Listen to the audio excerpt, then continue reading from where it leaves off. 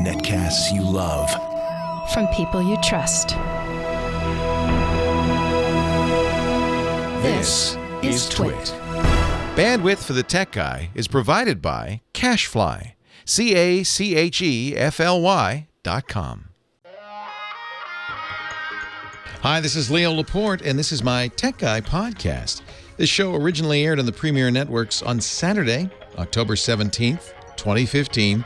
This is episode 1229. Enjoy. The Tech Guy podcast is brought to you by ZipRecruiter. Are you hiring? With ZipRecruiter.com, you can post to 100-plus job sites, including social networks, all with a single click. Screen, rate, and hire the right candidates fast. Try ZipRecruiter with a free 4-day trial now at ZipRecruiter.com/TechGuy. And by Epson's new EcoTank printers. With Epson's line of SuperTank all-in-one printers, you can print thousands of documents without running out of ink. EcoTank is loaded and ready to print when you are. Visit Epson.com/EcoTank to find out more. And by Prosper. Prosper is a peer-to-peer lending marketplace that connects people who are looking to borrow money with those who have money to lend. Visit Prosper.com/TechGuy to apply for a loan now. Well, hey, how are you today? Leo Laporte here, the Tech Guy. Time to talk computers, the internet, home theater, digital photography, smartphones, smartwatches, and all that jazz. 8888 Ask Leo. That's the phone number, 888-827-5536. That's toll-free from anywhere in the U.S. or Canada. Outside that area, well, you could still call us. Just use Skype out or something like that, and it should be toll-free still. 8888 Ask Leo. Website, TechGuyLabs.com. TechGuyLabs.com. And that's a good thing to write down because the phone number's there, the chat room link is there, all the stuff I talk about is there, so you never have to write anything down ever again. Just memorize.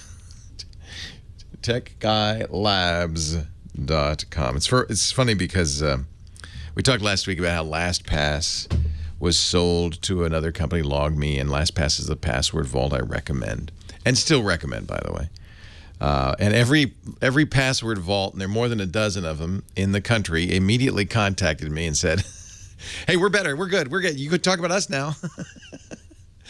I talked with Joe Segrist, the founder of LastPass, on Tuesday on our Security Now show with Steve Gibson, and he kind of reassured me. And, he said, look, I understand that trust is a very precious commodity. People who use LastPass are trusting me with some of the most important stuff they have, their passwords, to banking, to their credit cards, everything. And I take that trust seriously. And if at any time I ever thought there were any reason not to, I would let you know. But I promise you we're going to continue to maintain your trust. So that's good. That's good. And all the companies that have emailed me, they're good. I try to, I bought and tried quite a few of these password management utilities. I still think LastPass is the best. So I'm gonna stick with that for a little while. What else is there to talk? This was kind of a slow week in the tech news world. Wasn't a whole lot going on. I mean, I guess I like to cover tech from the point of view of a user. What can tech do for me? What products are worthwhile? What products are not? Things like that. I don't cover the business story as much. There was a big business story this week, which is that the largest tech acquisition in history, Dell buying EMC. But see, I don't think this really matters too much to consumers. EMC is kind of a storage, I don't know, it's one of those infrastructure companies I don't understand. Obviously, whatever EMC does is worth a lot of money because Dell will be paying $67 billion for that. That's government money. That's big money, $67 billion. That's like, wow. Wow. And one of these days I'll figure out what EMC does and I'll let you know. I even know people who work for EMC and I don't think they know what EMC does. they're kind of a storage. It's the biggest tech deal of all time. Yeah, and I know what Dell does. Yeah, they make computers. But see, there's a big part of Dell that isn't obvious to consumers. Similar to HP and IBM, these are services companies. And really, the most profitable part of their business is the services they provide to big businesses. Because if you're put yourself in the shoes of an up-and-coming, competitor, let's say to FedEx, what's probably the most important thing to starting your business up? Well, you got to hire people, you got to build facilities and all that, get trucks. But really, make or break, it's going to be your computer systems. It's going to be your IT. It's going to be how you take orders and route orders and all of that stuff. And of course, the people who start companies like that are not experts in this field. So they go out and they hire consultants, IT services company. And the big three are HP, IBM, and Dell. And EMC is a big player in that as well. So that's why you might be interested in whatever that. I mean, the thing that attracted me was $67 billion. It was actually Michael Dell is an interesting story. He, as you may remember, the birth story of the Dell Computer Company. He was a college student, I think at UT Austin. He was at Texas, I think, college student, and started building and selling computers to his student friends in his dorm room. And, in those days, even these days, it's not such a big deal. You get the parts, you put them, snap them together. It's almost like a Lego kit. Yeah, put Windows on it, and boom, you got a product. You could sell it. Built a very large company out of it. Went public, struggled because the PC industry did, and it still is, because the margins, the profit in a computer is so low now, unless you're Apple, that it's a tough business. Struggled. The stock market punished Dell. At one point, it almost looked like Dell was about to just be delisted and nothing. And then Michael Dell got together some investors, bought the stock back, took the company private again. I think he realized that he needed to get out of the public eye and to redesign the company. And the epiphany he had at that moment apparently was to become what I was just describing, an IT services company. And of course, security, a big part of that. EMC has a big security arm. So it makes sense. The bigger you are, the more services you can provide a company, the more profitable you are. So that when this new FedEx comes to them and says, "We need you got to help us. We don't know what to do." They'll have a credible offering that includes, nowadays, probably the most important thing in IT is security, isn't it? Sure. But it makes a company like HP and IBM and Dell, makes them less interesting as a consumer company, which is why Apple gets all the ink. Apple, I guess, kind of does some of this, and eventually I'm sure we'll do more, the services part, but really they're still a hardware manufacturer. BlackBerry has a new phone. I'm telling you, it was a slow week. When I'm reporting on Dell and BlackBerry, there's there's a new Macintosh. Oh, thank goodness. There's something to talk about. It's funny, though. Apple does not do the big events anymore. They do big events for iPhone and iPad, the big products. But when it's a new Mac, it's like, we'll put out a press release. Hey, put out a press release. They're nice. There's nothing much to say. They're nice. What was I? Oh, BlackBerry has a new Android phone. I guess that's kind of interesting. They finally acknowledged, I think, that nobody wants to buy the BlackBerry operating system anymore, so they made an Android phone. But they're smart. This is actually smart. It's a good-looking Android phone with a real keyboard. That's what BlackBerry's kind of known for, right? And they're touting their security. In fact, they named the phone Priv, short for privacy. Shouldn't it be Priv, short for privacy? Well, maybe they're Canadian. I don't know. But they call it the Priv, which is actually a terrible name for a phone. The Priv, it's got a curved, very high resolution UHD touchscreen, or Quad HD, I guess, slide out keyboard, and is as expensive as a Note 5 or an Apple iPhone 6s. We're talking $600-700. U.S. government has announced a plan. You might want to get involved in this, requiring drones to be registered. You have to, when you buy a drone, see, when drones are outlawed, only outlaws will have drones. The government's announcing a plan that will require anyone buying a drone, even the $40 SEMA drone you get on Amazon. I bought one once. Turned it on, it flew straight up and never was seen again. But I would be registered with the U.S. Department of Transportation. I think we need a... There's no Second Amendment for drones, though, is there? 8888 Ask Leo. Leo Laporte, the tech guy. Your call's coming up.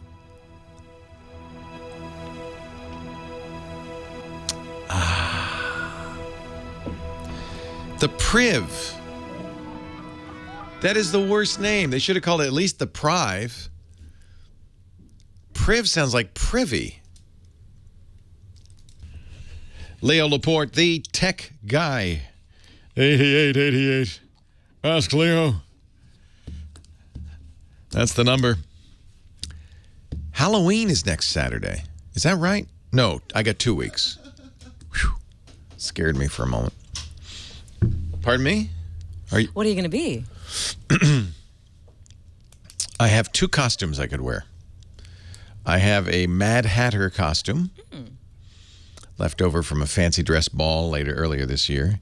And I have my little German boy outfit, the lederhosen and the silly hat that I got in Germany earlier this year. And I'm thinking this might be what I'll do, because I like to ride my Segway. I thought I could be Paul Blart, Mall Cop. So I went out and I bought mustaches. So I have to get my I have to figure out which is, I think that's the Paul Blart mustache, the kind of semi-droopy one. I don't know. None of these are, yeah. So, but I have, believe it or not, I have a police shirt and a police hat. And I think, kind of a mall cop outfit. And if I rode my Segway and shorts. Yeah. I think that would be, it's not scary. Well, it's sort of scary. It's a little scary. Yes. And then, of course, what better way to go trick-or-treating than on a Segway? Because you're 10 feet tall. You can maneuver. Hello there, Heather Hammond. What are you going to be for Halloween? I think I was going to finally do the nurse thing. Sexy nurse, though, right?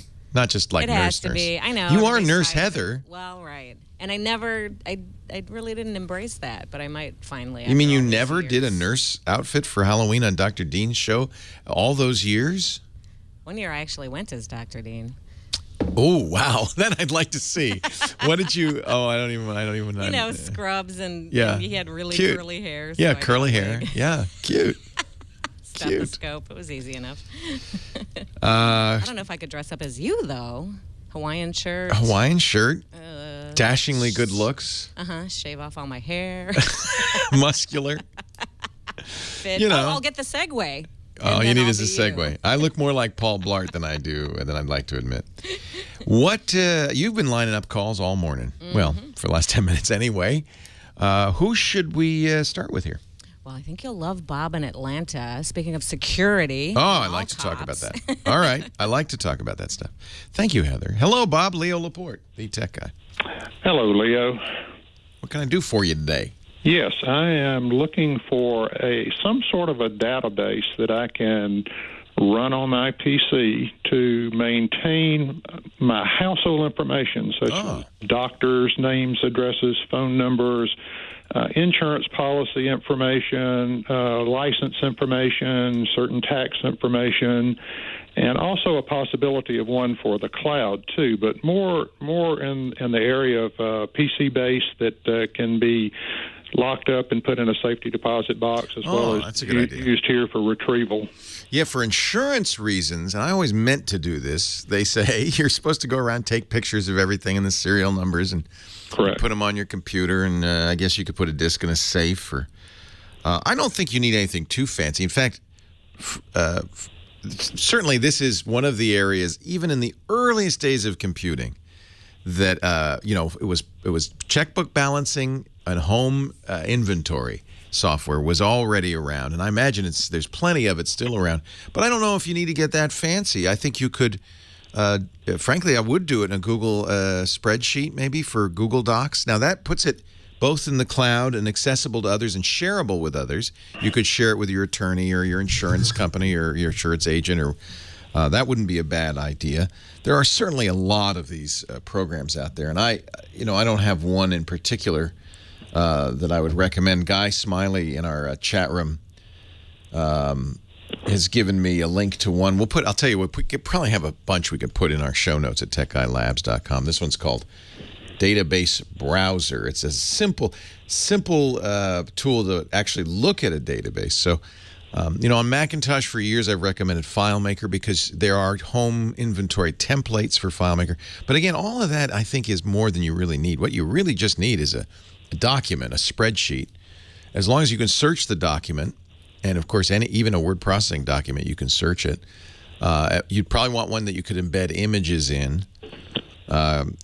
Because after all, you'd like to be able to see the serial numbers and stuff. And the nice thing about doing a spreadsheet is you can sort on a column. So you could make a column for item name, manufacturer, location, serial number, and then sort it by any of those, which would be great. If you sort it by location, you could have all the living room stuff.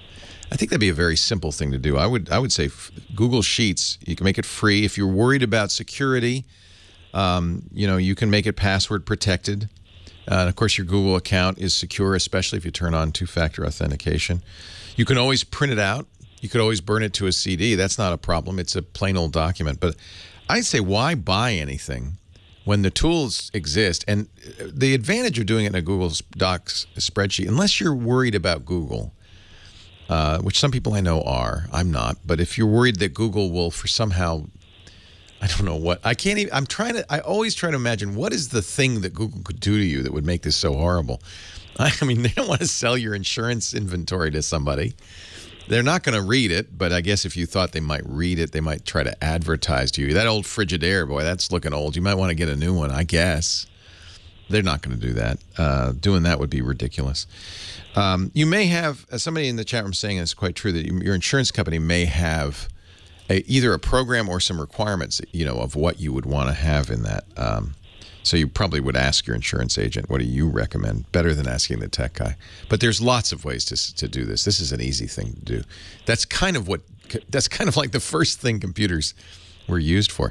Now, I do want to use this as an opportunity to plug putting emergency medical information on your smartphone. And this is something that a lot of people don't think about. But the first thing a first responder is going to look for is a medical alert bracelet, something around your neck or on your arm. And then they will look at, there's places they're trained to look. But one of the places they'll look is your smartphone. And there is a standard called ICE. The ICE standard. Where's that coming from? Oh, I thought it was you. It's me. Somebody's ringing my phone here. The ICE stand there. No? Where's that sound coming from? Is that you? Is that you, Heather? I feel like I should answer the phone. The ICE standard is really good. It's in case of emergency. And all smartphones have ICE solutions. They'll be on your lock screen, and there'll be an ICE button. And having that on your lock screen is a great way to make sure that a first responder can find out if you have allergies, if you have previous medical conditions, what medications you're on, who to call. And frankly, that's the most important thing, is who to call in case of emergency, because they'll call and ask that person that information. Another good choice, and I really like this, is Evernote. This is a free and universally available program for taking notes that is a database. And Evernote, you could take what's great is you could take your camera phone around and take all these pictures and put it in Evernote directly. It'd be available on your desktop or to share. Leo Laporte, the tech guy.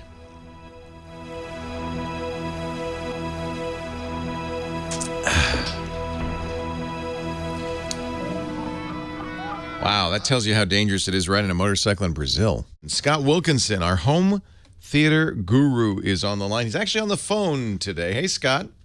Hey, Leo, how's it going? I'm going great. How are you? Hey, well, my dogs are barking, but... Well, if your dogs are barking, it must be there was a trade show going on. Yes, indeedy. Which one are you at? I'm at CEDIA, the Custom Electronics Design and Installation Association. How big can that be? Oh, it's huge. Really? We're in Dallas, where, everything's bigger in Dallas. And we're at the K. Bailey Hutchison Convention Center, and this thing must be a mile long at least. What? Yeah. Who exhibits at CEDIA? I mean, CEDIA is obviously for home theater installers.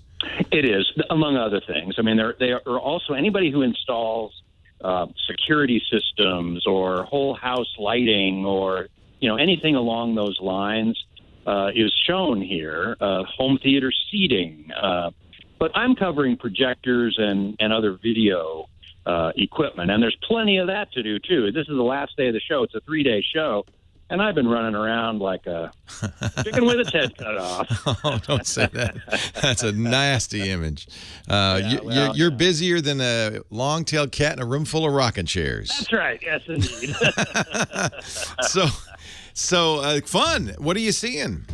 Well, we're seeing a ton of stuff, really. There's big news in laser projectors. Projectors for the home theater and even for commercial cinema are mostly the illumination source is a lamp. It's like a light bulb, but it's pretty inefficient and it has its own problems. And so people have been working very hard on implementing laser illumination systems. Epson was the first to introduce a low-cost one last year, and it's here again this year. Sony has one, Wolf Cinema has one, Digital Projection has one, and there are a couple that are much more expensive than that. Those are in the, $10,000 range, roughly, and they are what are called laser phosphor hybrids. They have a blue laser and a yellow phosphor that emits red and green, and there you get blue, red, and green. Or you can use red, green, and blue separate lasers. And NEC, Barco, Christie use those in commercial cinema projectors, and now they're starting to bring those into the home. But you got to have a pretty nice home. Those are in the $150,000 to $400,000 range. If you think about it, a projector, which of course is just like a theater, where you have something behind you that's projecting onto a big screen, has to have a lot. There's a couple of things you got to have. Is a lot of light, and then you have to have some way of modulating that light into red, green, and blue, and for each dot a discrete. So some of the projectors you'll see in the theaters are what we call DLP, and those are that's a crazy technology where you've got a little mirror, flipping mirrors for each dot, and then a color wheel. I know they don't do this so much anymore, but a color wheel spinning, and then you have to synchronize the dots turning with the color wheel spinning. Yep. Crazy, but it works. It's an amazing technology. That particular technology with a color wheel is not used in commercial cinema. They have 3 different chips, one for red, green, and blue. You can afford to do that, and that's why those Runcos and the big commercial projectors are so expensive. Yep. So lasers, so you're saying this again. So the laser, you don't have 3-color lasers. In the case of home cinema projectors, for the most part, no. You have one laser, it's blue, and it stimulates a yellow phosphor. Now, yellow is a combination, believe it or not, of red and green. And so you take a filter and you split off the red and the green, and then you have red and green and blue from the laser, and you have your 3-color primary. Do you have to do this for each dot on the screen? No. Each dot on the screen... Well, basically, you either have 3 different chips or you have a color wheel. Okay. Or in the case of the you'd have to have three chips in a laser phosphor system. The old even before DLP, you'd have LCDs in the projector, and they would bounce their light off a mirror. But of course, that's hard to get too bright. Correct. Yeah. Correct. Although Epson is touting this at this show some very high brightness projectors. That's another trend here, is projectors that can be used in rooms with some ambient light. Usually with a projector you have to have a totally dark room, very well light controlled. But with these new high brightness projectors from Epson, Sony, and others here at the show, you can have some light on in the room and it still looks fine. They're touting them as flat panel killers, because they're much, much bigger than you can get in most flat panels. Vizio is showing a 120-inch flat panel for $130,000. Yeah, but that's a direct view. In other words, that's not a projection panel. That's a correct. And I would love to have that, but in fact, it won't even fit in your door. No. You'd have to take the roof off your house to get it in your house. Or build your house around it. But with the projector can be much smaller. Yes. And if it's bright enough, can be distant enough from the wall or the screen that you could have 120 inches easily, and for a lot less money. Yeah. And for a lot less money, yes. Yeah. And a lot of the screen manufacturers here are touting exactly that. Hey, you want a 120-inch image for less than $130,000? Half that, quarter of that? Sure, no problem. How bright is it, though? I mean, one of the things about direct view you get used to is blacks, whites, high contrast, good, solid. It feels like everything's solid, and I always feel like things are a little bit washed out with a projector. Well, not with these super high bright projectors that we're seeing here at this show. This is a trend that if you have a bright enough projector and an appropriate screen, it will look just as good as a flat panel and be a whole lot larger. Wow. Yeah, it's amazing. But, really amazing. But for the really good ones, we're talking $10,000 and more, right? And up, yes. But even now, but there's Epsons that are $1,000, right? I know I got one for my son. Right. Those are not the high brightness projectors. Got it. How much of where does the high brightness start? Well, it starts at around, I'd have to say, I think $2,000 or $3,000. Well, that's not awful. Not awful. It's comparable to what you're paying for a 70-inch, high-quality 70-inch television. That's right. Yeah. That's right. Now, you have to include the screen, so that adds a little more to it. Yeah. But it's still, you'll never get anywhere close to that with a flat panel. You can also, if it doesn't necessarily save money, but it might be more convenient, paint a wall with special paint. Yes, you can. You can. It might not save money, and I do recommend that special paint. The biggest company there is Screen Goo. Yeah, I was going to buy some Screen Goo. Then I saw how expensive it was. But you don't have a screen. Of course, you might have to move furniture away from the wall. If it's 120 inches, that's like the whole wall. Yeah. But boy, would that be fun? And that's what everybody talks about here is, man, I want a screen that's just my entire wall. Yeah. There are some demos here that are that way. Like home IMAX almost. Yeah. Exactly right. Yeah. We're also seeing a lot of high dynamic range, which is really good too. Good. That's hard to do in projectors. Really? Again, because of the brightness issue, isn't it? Exactly. Yeah. Exactly. But now that we have these high brightness projectors, we're starting to see high dynamic range projectors. Sim 2 has a really cool solution. They're using two projectors, one for the high end of the brightness range and one for the low end. And they're modulating them back and forth, and it's a beautiful picture. It's a technology demonstration. It's not a product yet. Yeah. How about 3D and 4K? Are you seeing those projectors? 4K everywhere. 3D, not so much. Oh, what a shock. So 4K, everybody's doing 4K. And boy, that's where you'd want 4K is on a giant screen because no question. Start seeing the dots if it gets too big and it's only 1080p. And we're also seeing some 4K sources from Kaleidoscape has a new player that does 4K and HDR, and Dish has a 4K client for their satellite system. We're this close. Scott Wilkinson's at avsforum.com. He's editor-in-chief there. Great place to go to learn all about this stuff. He also does the fabulous Home Theater Geeks podcast at twit.tv/HTG, and he joins us each week. Leo Laporte, the tech guy. Leo Laporte, the tech guy. 8888 Ask Leo. That's the number. David's next in Los Angeles. Hi, David. Hi, Leo. How are you doing today? I'm great. How are you? Pretty good, thank you. Long-time listener, first-time caller, actually, for years. So. Nice. Well, thank you. Welcome. Thank you. Question regarding domain renewals. So I've had my domain and my web hosting company for the last 11 years. Let me guess. GoDaddy. No. Oh, okay. I'm pretty techie. I don't use GoDaddy. I hated GoDaddy.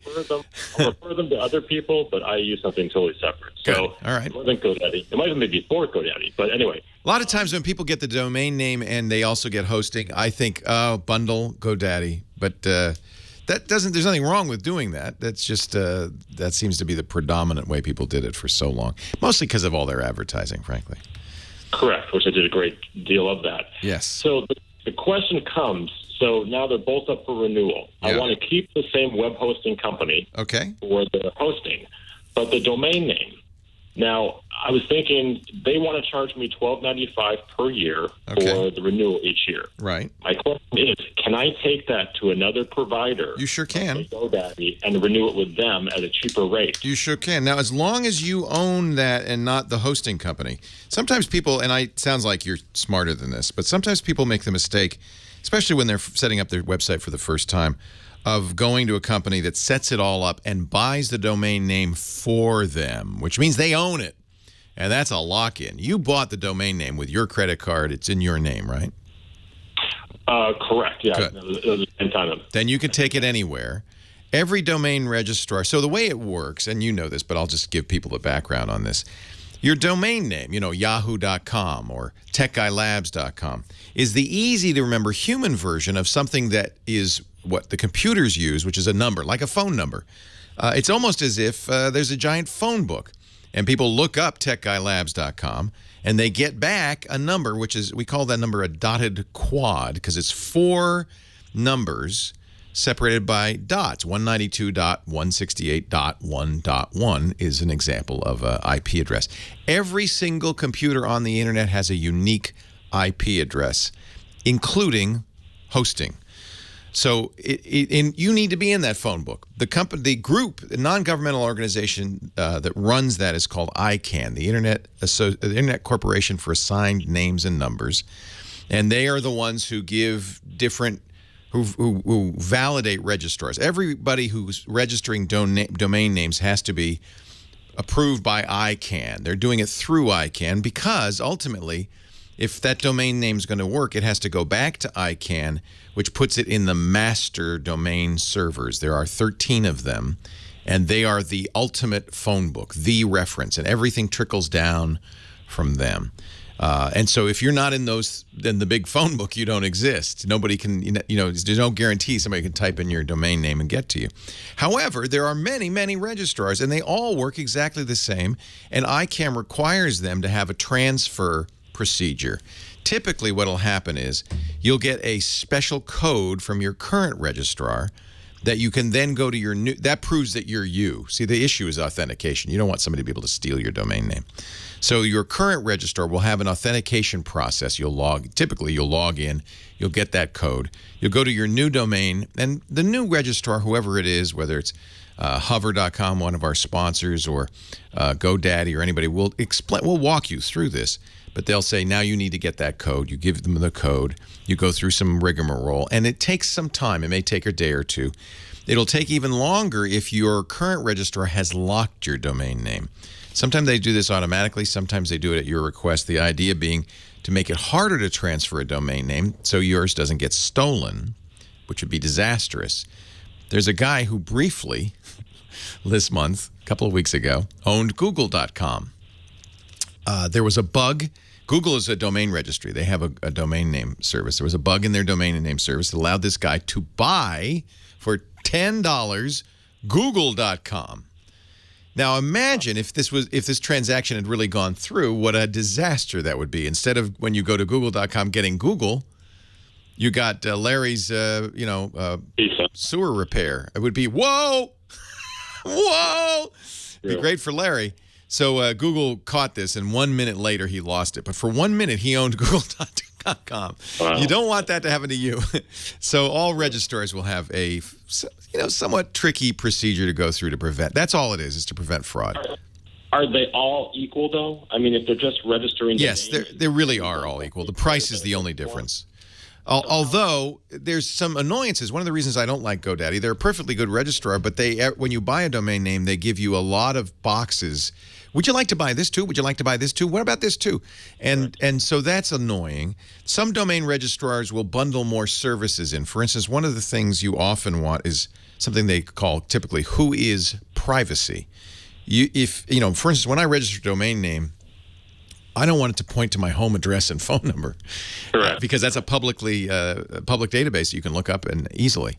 So typically you'll have who is privacy. You'll pay a little extra, and they'll point it to a privacy registrar, I just register it to my business address. You could do that. That you don't mind if people see that. But if you're a private person, you don't have a business address, you don't want to put your name and number out in public, you'll use Who Is Privacy. Some companies bundle that into their price, some don't. Some companies bundle email services into the price, some don't. So you just have to look and see. But yeah, I mean, the ID Protect I've been using for years, they charge me $10.95 a year, which you have to renew each year. They can renew the domain up to 9 years, and they give me a $9 discount if I did that. Well, hover.com charges maybe a little more for the domain registry, but they bundle the Who Is. And this does make it a little bit different to shop, okay? Because you have to see, well, what do I get for mine? But typically, some of this gets kicked back to ICANN. I don't know what I should find out what ICANN's fee is. It's probably a few bucks. That would be as low as you can go.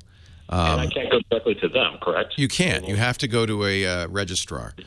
And by the way, everybody will do a .com, but if you want .ly, for instance, you have to go to the Libyan registrar because LY is Libya. If you want IM, you have to go to the Isle of Man registrar. So not every domain registrar has every possible, these are called TLDs, these last few letters, the .com, .net, top-level domains. Not every registrar has all of them. There are also, you'll notice, a vast number of new TLDs, like .name, .biz. Those are fine. They work. They may confuse your customers. Customers expect .com. I'm .tv, right? Twit.tv. And people often say twit.tv.com. I say, no, please don't go there. It's twit.tv, just .tv. So you have to consider that if you get a oddball name. But there's so few .coms left, a lot of people do that. Yeah. It also seems like even with longevity with the company I've been with, the price structure is still kind of locked. They won't give me a discount being with them like an insurance company would. The rates go down or what have you. That if I'm, I told them, hey, I'm with you guys 11 years. Can I get a discounted rate? They say no. Interesting. Yeah. A lot of people will give you a deal if you buy 10 years. And by the way, there is an advantage. If you know you're going to keep this domain name, and I bet you are, to buying more years, not only if there's a discount, and sometimes there is, but more importantly, Google, in its rankings, values domain names that are long-term holds because they know that's probably not a spammer. Somebody buys a domain name for a month, they don't expect to be there long. Well, they don't offer anything above 2 years. That was my question to them. I would love to buy a 10-year domain. So check other registrars. I buy 10-year domains from Hover, for instance. Hover, I got to be very clear. They were a sponsor. I moved all my domains to them. I've had a great experience with them, but that's because they were a sponsor.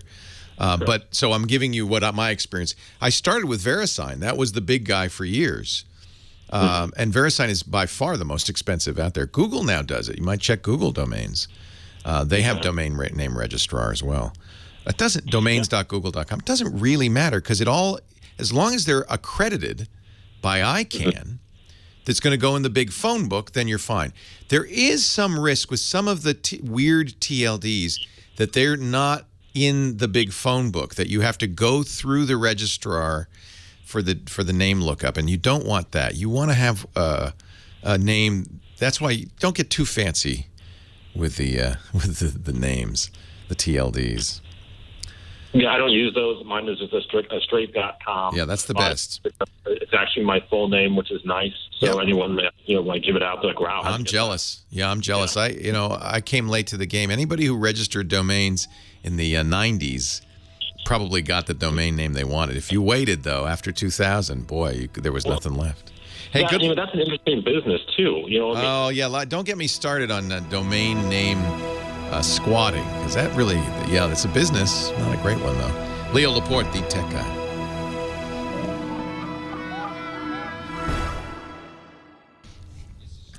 This is huge. This is ZipRecruiter.com. Actually, this is huge. If you're the person and by the way, I want to thank them for supporting the Tech Guy podcast. If you are in charge of hiring at your place of employ, maybe you are the owner, boss, chief cook, and bottle washer, or maybe you're the HR person, you sure should know about ZipRecruiter. Hiring is the most important thing you do. I've really learned that over the 10 years since we started Twit and running a small business. The people you hire make the company or break it. And so you want to make, if you've been doing this for any length of time, like a month, that hiring the right person is almost everything in the job.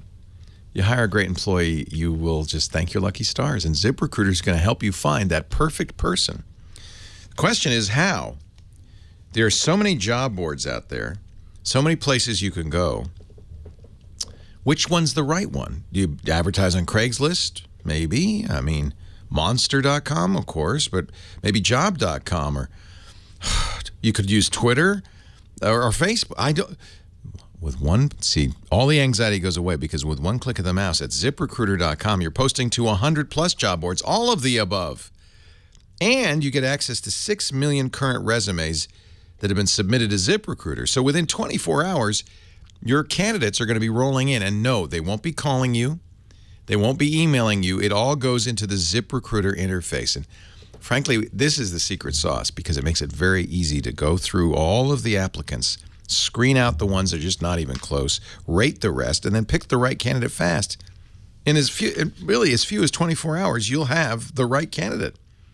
No wonder 400,000 plus businesses use ZipRecruiter to hire the right person fast. We got an email from Dan, a happy ZipRecruiter customer. He said, the hardest part, this is so true. He wrote, the hardest part about running a business when you need to hire is that you have to spend extra time recruiting while you're short-staffed. Dan's probably like me. He's kind of a small shop, right?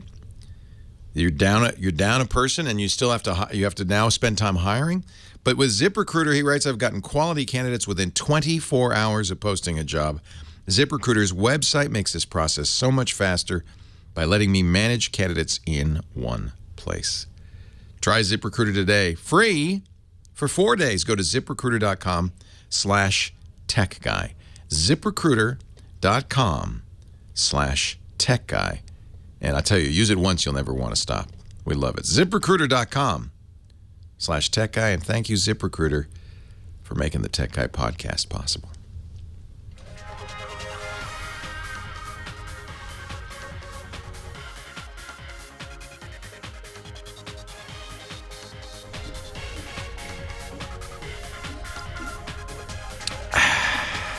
Well, hey, how are you today? Leo Laporte here, the Tech Guy. Time to talk computers, the internet, home theater, digital photography, smartphones, smartwatches, and all that jazz. 8888 Ask Leo. That's the phone number. 888-827-5536. Toll free from anywhere in the U.S. or Canada. If you have a question, you want some explanation, some explication, I shall talk about it with you. 8888 Ask Leo. Paul's next in Auburn, California. Hi, Paul. Leo Laporte, the Tech Guy. Hey, Leo, I got my invite. To Project Phi. Oh, how exciting. But my question to you is, I use Google Voice, and I have an OB-Hi adapter and all the things. Oh. I'm wondering if I'm going to be able to keep my system, or am I going to lose everything if I go with Project Phi? You don't lose everything, but I think you lose the OB-Hi. Oh, man. Man. You know, I am a Project Phi user. Good news is that you can now use Project Phi not only on the Nexus 6, but on the new Nexus phones coming out later this month, including the Nexus 5X and the 6P. When you go to phi.google.com, there is, and they hide this, at the very bottom, there's a link to Google Voice. Once you join Phi, all of a sudden, a couple of things happen. One is you have two choices. You can either get a new number, in which case your Google Voice number goes poof, and you don't have it anymore. So most certainly what you're going to want to do is you're going to want to transfer your Google Voice number over to Google Phi. That Google, by the way, we should explain Google. Phi is Google's new project that allows you to use Google as your cellular provider. They're reselling data and phone service from both Sprint and T-Mobile. The phone, and one of the reasons you have to use their phone, it has to be smart enough to switch back and forth depending on which signal's stronger. That's why you have to use a Google phone, because only the Google phones currently support that. I love it. It's very affordable, $20 a month for all the talk and text you can eat, and then you only pay extra for data, $10 a gigabyte, and you only pay for what you use. And it's pretty fractional. I can't remember how small it'll get. But they'll really, if you use half a gigabyte, they'll charge you $5, that kind of thing. So it's I think, very affordable. It's been great service because between T-Mobile and Sprint, you should get coverage almost everywhere. Both offer good high-speed data networks. Sprint's getting better and better, so it's going to be, the network's going to get better and better. And the biggest thing, of course, is this thing. You have to give up your Google Voice number or use it as your Google Voice number. So I chose to use it, and I thought I was going to lose more Google Voice features than I did, because at the bottom you can click Google Voice, and you can see that you almost everything you do with Google Voice is still there. There's just a few things that you can't do with Fi that you can do with Google Voice, and OB High is one of them. So your OB High stopped working on you once you did that? I had stopped using it, but I'm just basing this on the FAQ that Google provides. You can actually go to a page on Google that says, what's different with Project Fi? And I believe, I'll have to look again, but I remember they said specifically, which was interesting, that it will no longer work with your OB High, which is... that's terrible. That's terrible. I know, but that was a hack all along, remember? And in fact, Google initially kind of disabled the thing, the Jabber compatibility that made it possible, and I think a lot of OB High users complained, and they turned it back on.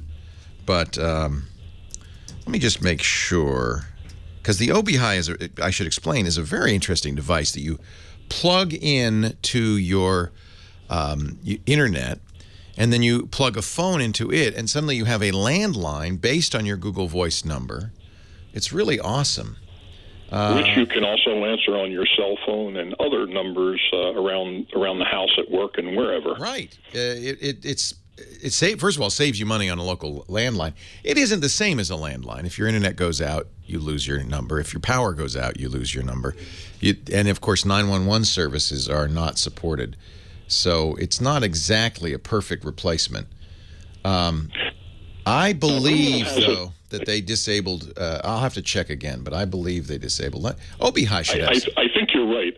Google has a hack there where you can transfer your Google Voice number to a second Gmail account, if you will. Oh, I didn't know that. That's something new, because when I first signed up, they said you have two and only two choices: lose your number or port it to Fi. However, they don't allow call forwarding to your new Google Fi number. Yeah. So it kind of defeats the purpose. You kind of do lose it in that sense. Yeah.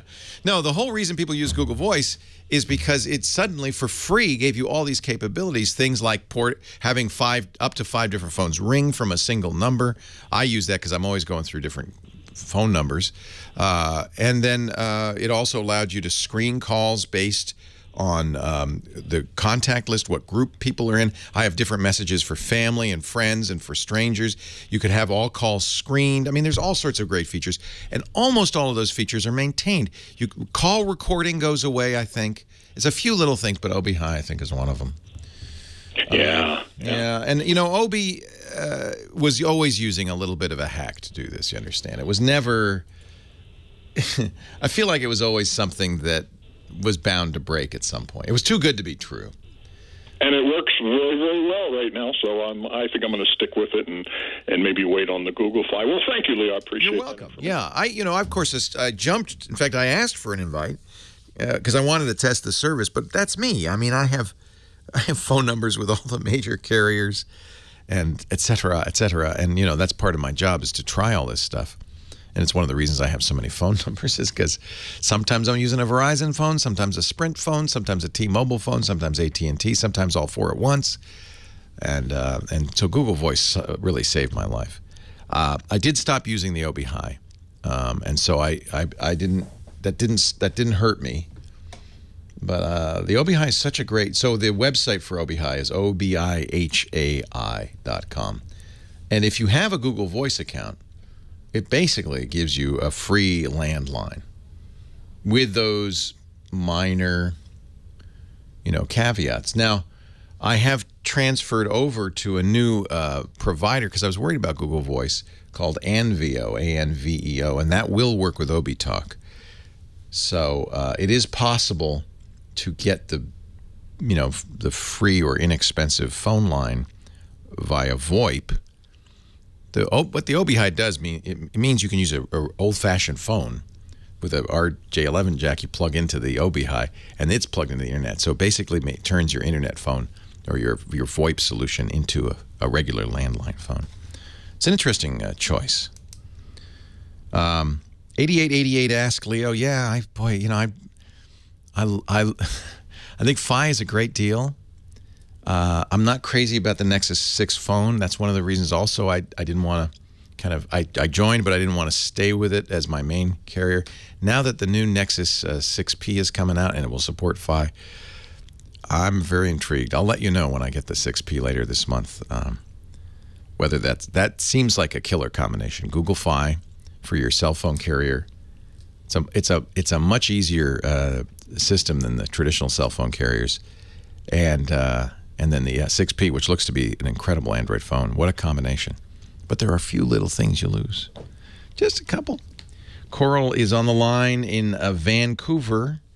Coral, I'll tell you what. Let's start, but I only have a few seconds, so you can tell me what your question is, and I'll answer it once we get on the other side of the commercials. Hi, Coral.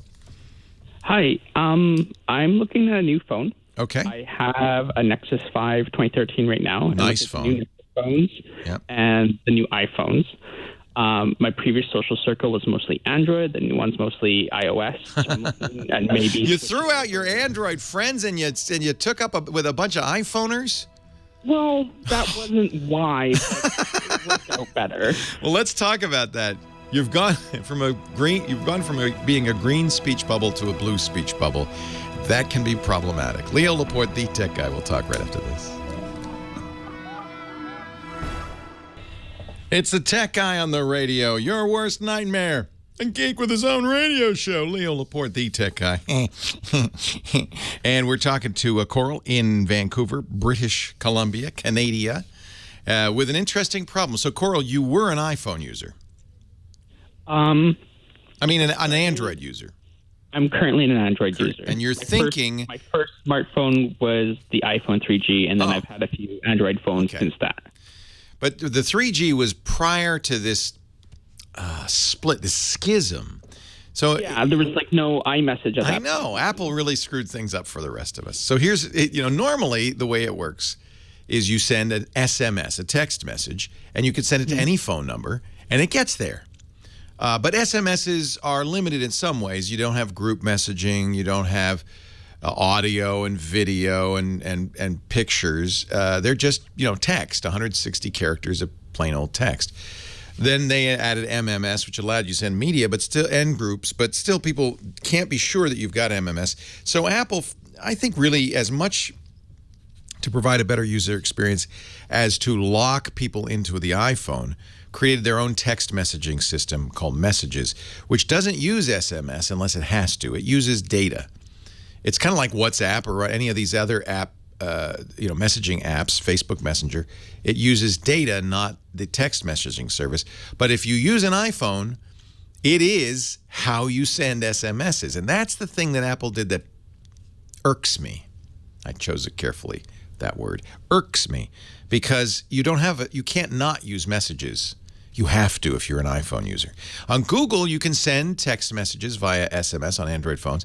There is Google Hangouts, which you can have take over as your SMS messenger, and it allows you to use both data and SMS, and it looks the same to iPhone users, except it will come in a Hangouts app instead of in their Messages app. Again, because Apple decided to make iMessages, their default SMS app.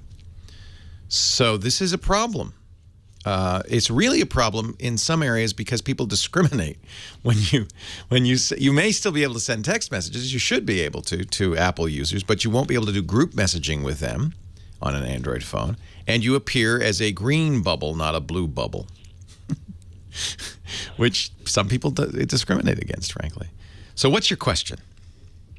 Well, I'm honestly thinking real hard of switching. I'm just have a bit of I guess tech anxiety about making that platform switch, and how big of a learning curve there's going to be going from Android. Well, you've already used an iPhone. I have to say, one of the knocks against Apple is that the iPhone user interface hasn't changed at all since the 3G, since the first iPhone. There's more apps. It's still a grid of icons. This is for the first time ever with the 6S. They've added a new user interface with a force touch, or they call it 3D touch, where you can force press hard on some icons, and you'll get a pop-up menu, including the Messages app. But that basically, when you look at this, you're going to say, oh, yeah, it's just like a big version of my 3G. I don't think you're going to have any suffering in that regard. Well, like if I go to, say, a new Nexus phone, the setup is pretty much nothing. Like I just log into a Google account. That's true. There. And going to iPhone is going to be a little bit painful, at least just during the setup. And you also have to kind of, what I really miss, there are a few things I really miss. I really miss widgets, because a widget on Android allows me to see at a glance information that I have to run an application to see on iOS. I miss the back button, although Apple has responded to that in iOS 9 with little tiny text up in the upper left-hand corner when you run a program from another program that lets you go back to the first program. So they've kind of added a back button. I do miss that, though.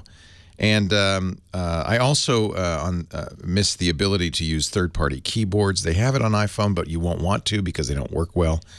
And the fact that I have to use, I can't have a plain SMS program on here. I have to use Messages as another little small but annoying, irksome thing. However, I think you're going to be fine. Okay. And now if you're hanging out with an iPhone crowd, you'll be more than fine, because now you'll be part of the in crowd. You also pay more for an iPhone. You can get a very credible Android phone for half as much. That is true, but that's not the biggest issue. It's about quality of life, and I have bad reception at my house. So SMS does not work well for me. Oh, well, and that's why, by the way, in the rest of the world where SMS messages are expensive, that's why WhatsApp has billions of users. Facebook Messenger has many, many users, even in the United States. These are database messaging programs that have more capabilities. Facebook's adding all sorts of capabilities to Messenger. They want to make it kind of be the thing you live in. For instance, they've just... I've been seeing a Facebook Messenger more as a stopgap for now. But the drawback is with WhatsApp, Facebook Messenger, I love Telegram. These are great programs, but your friends have to use it. Yeah. They don't have any interface out to SMS. And again, on iPhone, you have to use Messages as your SMS program. There's no alternative. That's the one that connects to the phone company's text messaging system. So I think that they're both very good. Somebody asked me on Twitter, I have one, I'm going to do whatever you say for the next year. It's either going to be an iPhone 6S Plus or a Note 5, and whatever you say I will do. And I felt intense pressure here because frankly, they're both excellent. And it's really very personal. It has more to do with your personality and what you like, because technically the differences are minor. I've kind of mentioned the technical differences, and I don't think they change the world. iPhones also have better aesthetics, though. That's a subjective judgment. I guess you could say that. And on the Android side, there's things you can do that Apple won't let you do. For instance, very simple one is that I like to use the NFC chip in my phone. Apple finally added them, starting with the iPhone 6, to connect to my camera. On Android, I just tap it to the camera. The Play Memories, the Sony app runs, transfers pictures off. I'm done. I don't have to do anything else. On an iPhone, I have to manually pair them because Apple doesn't let anybody but Apple access the NFC chip. And there are lots of things like that. You can't get a Wi-Fi meter on an iPhone because Apple doesn't let an application access Wi-Fi signal strength information. Only Apple can do that. That's Apple's attitude is we're going to make the thing more secure, and it is arguably more secure by restricting what apps can do. You know what the biggest benefit right now, and the biggest, and to me the kind of the seals the deal benefit of an iPhone is, if you get the big iPhone, the 6S Plus, the battery life is astounding.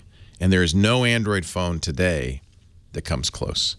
I'm looking forward to trying the new 6P, the new Nexus phone from Google, because with Marshmallow, potentially it will match the iPhone. If it does, I probably will switch back. If it doesn't, I'm going to stick with the 6S Plus, because the fact that I can get through all day, I mean a long day, an 18-hour day without charging, is huge. And there's no Android phone that can do that right now, at least not the way I use it. If you just put it face down and don't use it, it does that. That's the... So it's a tough decision. I can't make it for you. Leo Laporte, the tech guy.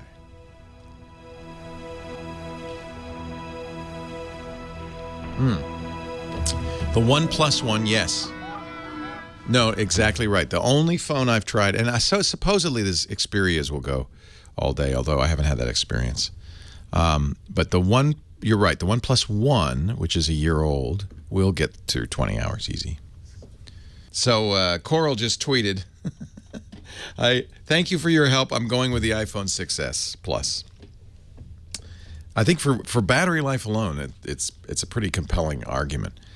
It's got a great camera, although, and I don't know what to think of this, the folks at DxOMark.com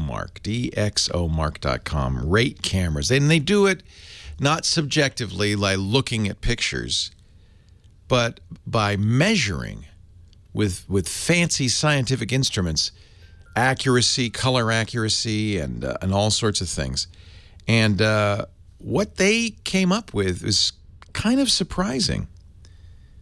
The iPhone 6S camera is not even close to the top 10, or the top cameras. It is in the top 10. But really kind of a surprise. Now, purely subjectively, just looking at the pictures that you get out of the iPhone S, I think anybody would agree that it's really a good-looking, a really nice resulting camera. But according to DxOMark, in their mobile rankings, it's not even in the top 5. What? So this is what they say the best cameras are, based on their scientific measurements, I guess. The number one camera, the Sony Xperia Z5, which, as far as I know, you can't even get yet, but they must have gotten a review sample. Now, these scores are pretty close, so maybe 1 point's not going to make a difference. It scored 87 out of 100. The Samsung S6 Edge, which is the new big Samsung S6, 86 points. The Google Nexus 6P, which isn't out yet, but they must have gotten an early review unit. I'm looking forward. I've ordered this, but I won't get it for a few more weeks. 84, came at number 3. Then the LG G4 coming in at number 4, tied with the Samsung Note 4, not 5, and the Moto X Style, which is not available in the U.S. The Xperia Z3 Plus followed. And finally, in the number 8 spot, the iPhone 6 Plus. Wait a minute. The 6S even lower. No, they're all tied. Okay, I take it back. The Z3 tied with the 6 Plus, the 6, the 6S. I guess they didn't get a 6S Plus to review, so I don't see it in the rundown here. But that's a little surprising. You read those reviews at DxOMark.com, and it may be, in fact, I'm sure it is the case that the difference between an 87 and an 82 isn't that significant. But according to these, tests on accuracy, color accuracy, resolution, things like that, the iPhone didn't do all that well. Now, maybe that's because it's only 12 megapixels. I don't know. These other cameras that beat it were higher, were 16 or more, some 20. Kind of a shocker, though. In any event, I'll be honest with you. I feel like the pictures I get out of the iPhone look great, as good as anything that I get out of my S6. Or I'm surprised the Note 5's not even on here. Maybe they didn't review the Note 5. That must be. Because the Note 5's got to be better than the Note 4, right? I don't see the Note 5 on here, so they mustn't have gotten a review unit. But the Note 5, the S6, those are really good cameras. Just have to, take, I guess, all of this with a grain of salt. You got to do your own. It's a personal decision. It's really, isn't it? You got to do your own research. But it's good to read the reviews, good to listen to me and others, and then decide. Ed is in San Marcos. Hi, Ed. Leo Laporte, the tech guy. Leo, my new Apple desktop. Yay! Yes, I had a Dell computer prior to this, and everything from the Dell computer transferred to the Apple. Okay. And I'm not sure I'm getting all my emails, but a lot of them that I do get only has the who it's from and what the subject You don't get is. the body of it, huh? Right. Who's your email? Who's your email provider? That's the first question I got. Cox. Cox. Yes. So it's a cable company. Is it provided by Yahoo or somebody like that, or is it just Cox? I'm sure it's just Cox. Just Cox. Okay. Yeah. And did you go into so Apple comes with a mail program. In fact, this is one way Apple, I think, is a little bit better than Windows is they come with a fully capable mail program, not like Windows Live Mail, but it really is a full-fledged mail program, as good as Outlook, for instance. Is that what you're using, the Apple mail program? I have no idea. I didn't set it up. My son-in-law did. All right. So in your applications folder, there is an application called Mail. That's the Apple Mail program. If that's the one you're using, then I would just go into the account settings and make sure it's all entered properly, and you can get the information you need from Cox. The one thing you might want to think about, I don't know if Cox does Pop Mail or IMAP. See, I'm on, what am I on here? I'm on Pop. Okay. West. Okay, so it's Pop Mail. So the way Pop Mail works is the way it's supposed to work is you go get your mail, download it to your local machine, and then it's automatically deleted from your internet service provider's machine. If you're using Pop Mail, it's possible that you're only getting, in fact, it's likely that you're only getting the email that has arrived since you put the new Mac up. In brand new emails, there's no body in the emails?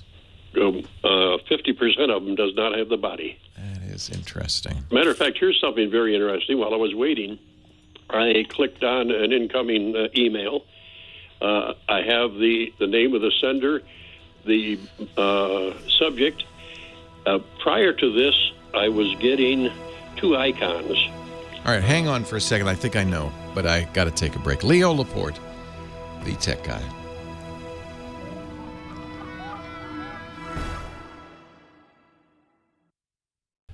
Leo Laporte, the tech guy, 8888.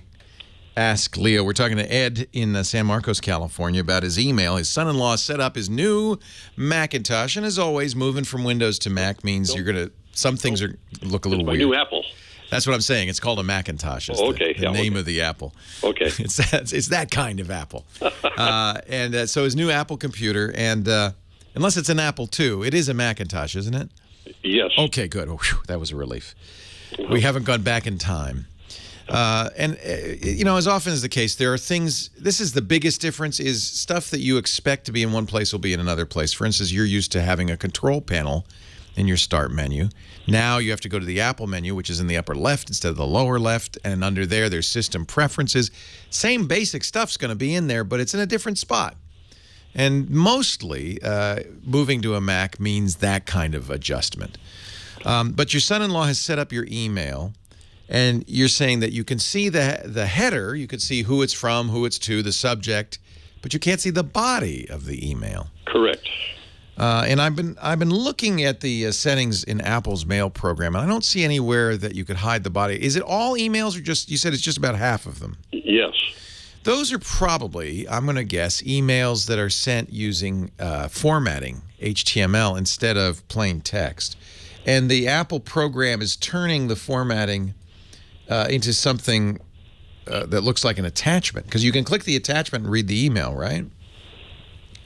Is that right? The icon that's on there, can you read the body of the message? No. You cannot? I cannot. This is kind of baffling. Here's what I would do, and this is a little tricky. But you're going to go into the settings in your mail program. When the mail program is on top, in other words, when the word to the right of the apple is mail, that means it's the active program. Yes. Press the Apple key. They call it the command key, the fan key, and comma.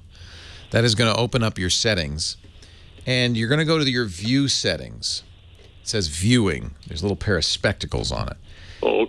And what I would suggest, and I suspect this is what's going on, we'll see if this works. There's a box that says load remote content in messages. By default, that is unchecked.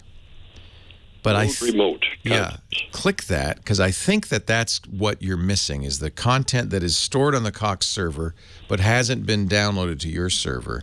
And that's going to add it to the email.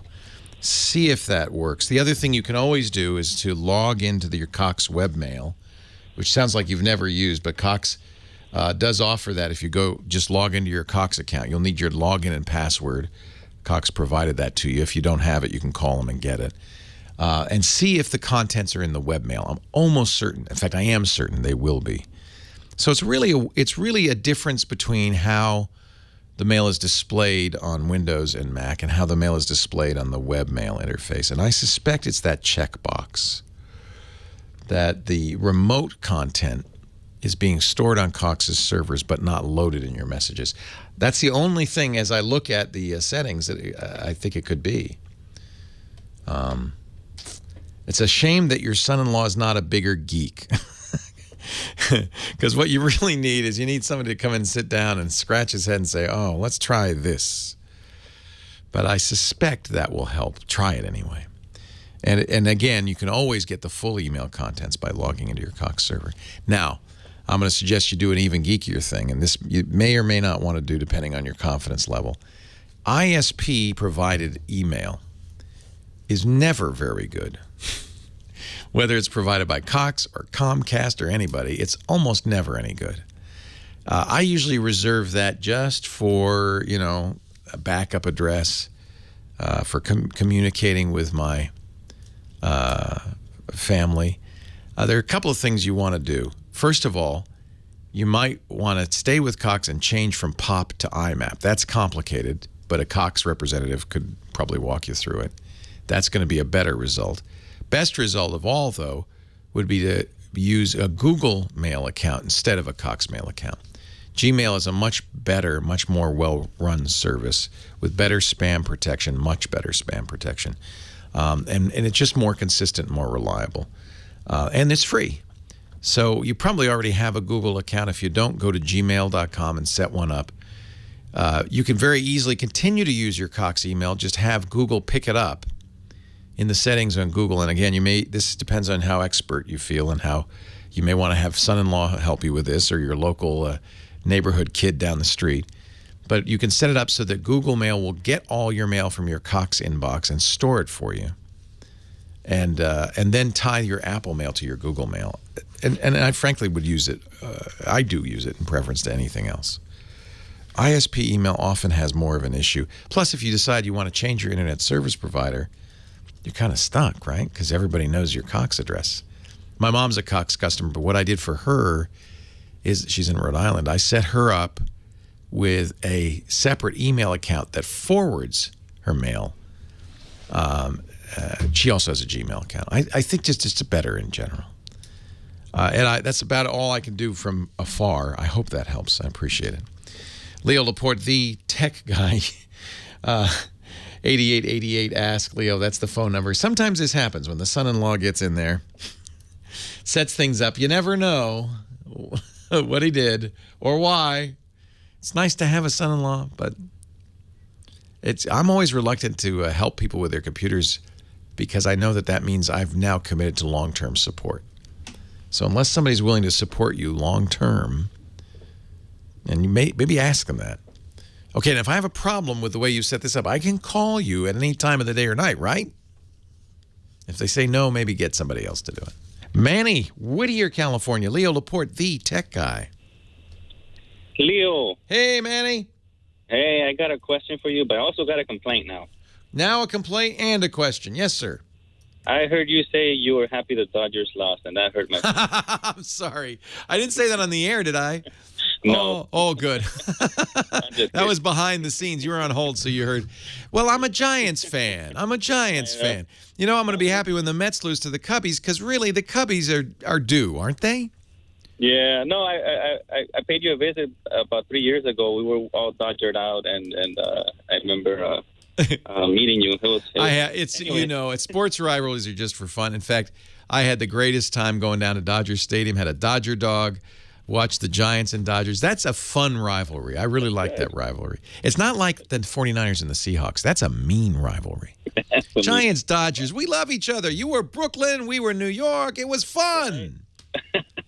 I'll get to my question then. I know I don't want to take up too much of your time. No problem. Go ahead. I wanted to know, I set up karaoke in my house, but it doesn't work.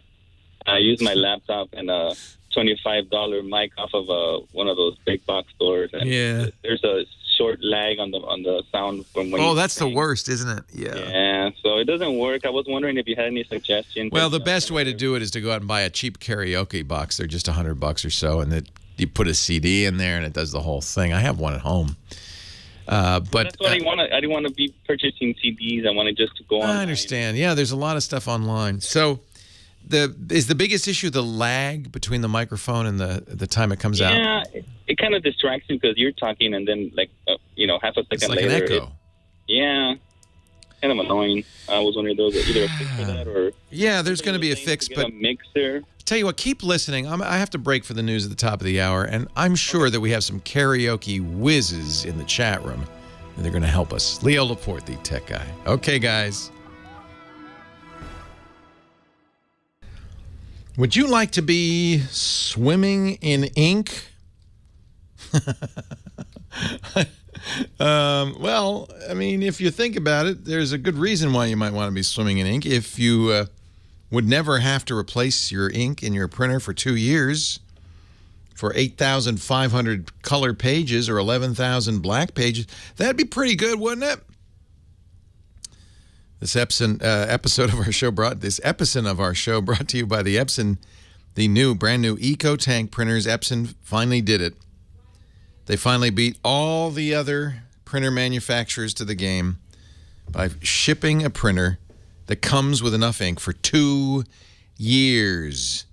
And this isn't just any printer. These are the great Epson Precision Core printers.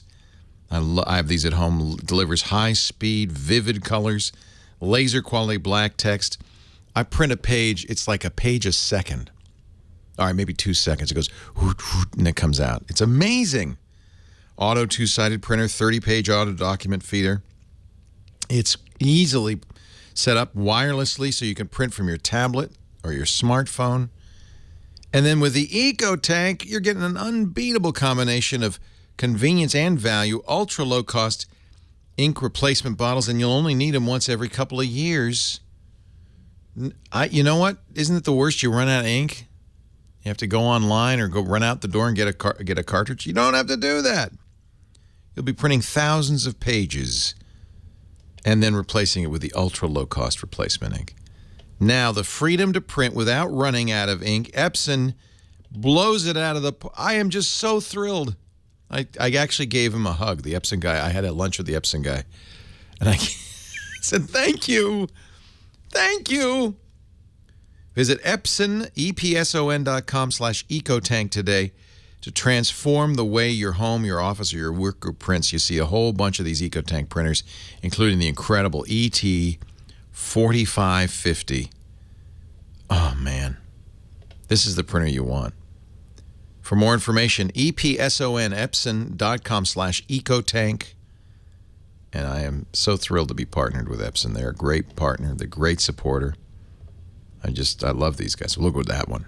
20,000 black pages, 20,000 color pages. 20. That's for a heavy duty. That's for an office. Man, that's the 4640. Wow. Man, I love these guys. Epson.com/ecotank. You'll be swimming in ink.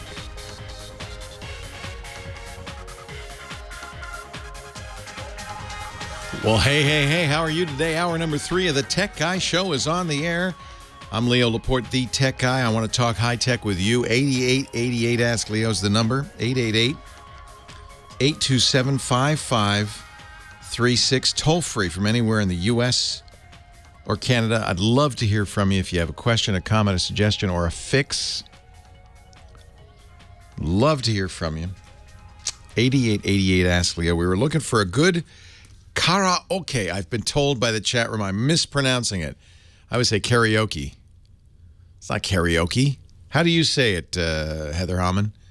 Well, I try not to put on airs, and I just say karaoke. Karaoke. Okie dokie. But now, from now on, I'm going to say karaoke.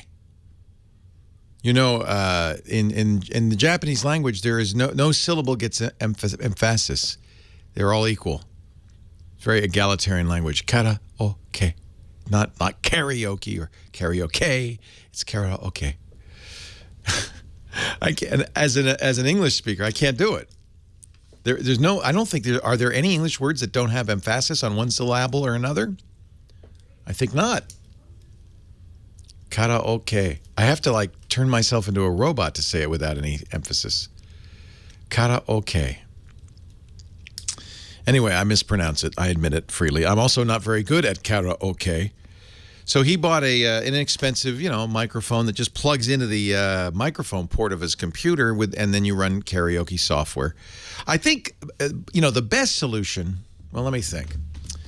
There's going to be some lag. When I record, for instance, directly into a computer, I never put my headphones into the computer's headphone jack because there will be a minor, maybe it's 10, 20 millisecond lag between my voice and when it comes back to me. But believe me, if you've ever experienced it, it's enough to kind of drive you nuts. And if you're trying to sing, it's really hard.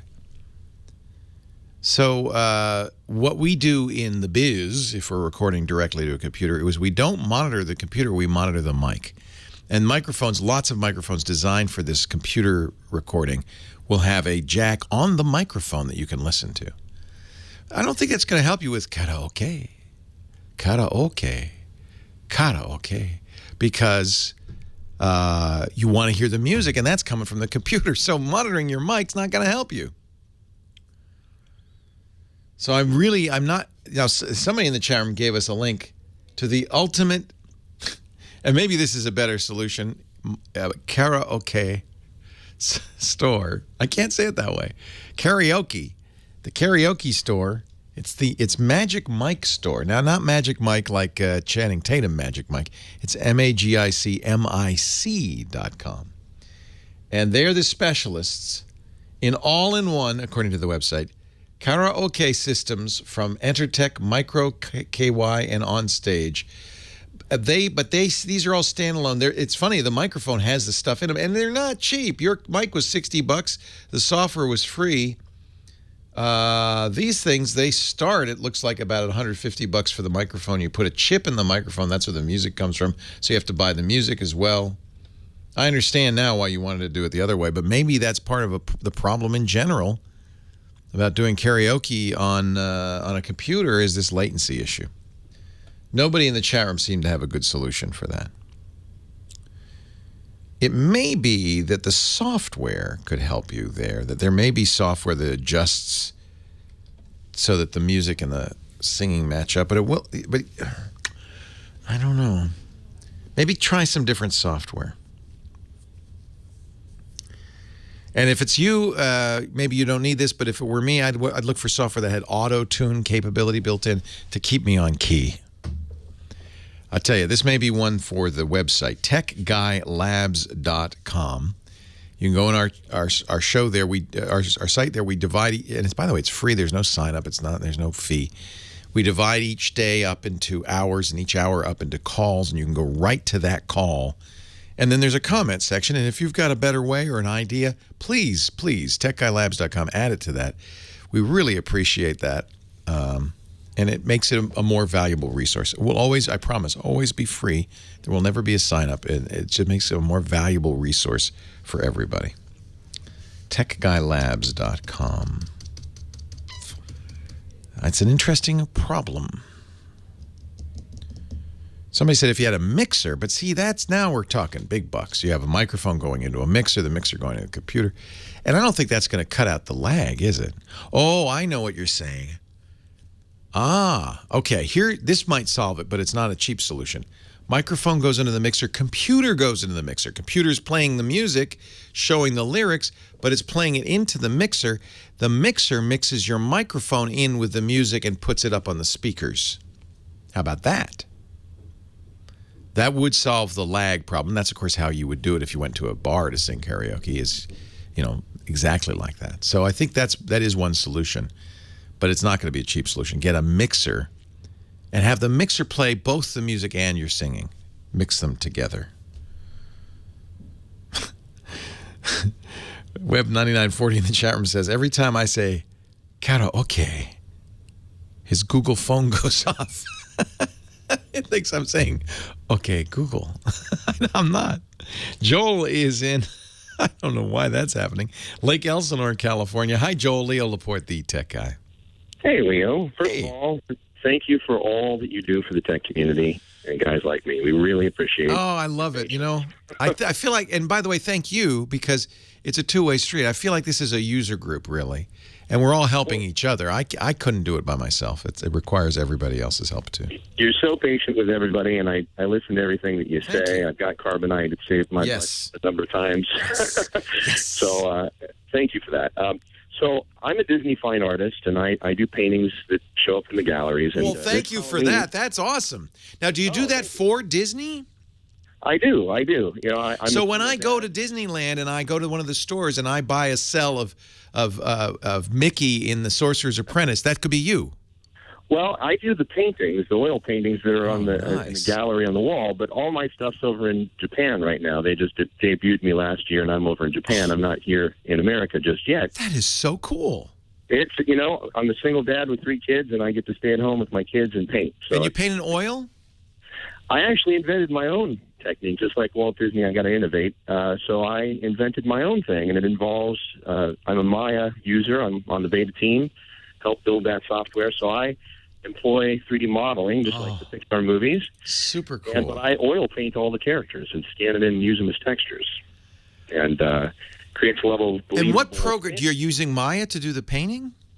Absolutely, and Corel Painter. I'm a painter master with the Corel company. I love Corel Painter. My mom loves it too because it feels like real media. Like you have an oil brush and it comes out like oil, or you have a charcoal and it comes out like charcoal. It's amazing. Well, and plus you don't have to deal with the toxins of the paint, and it really has. Well, and it's also unlike Photoshop. It's really designed for fine art.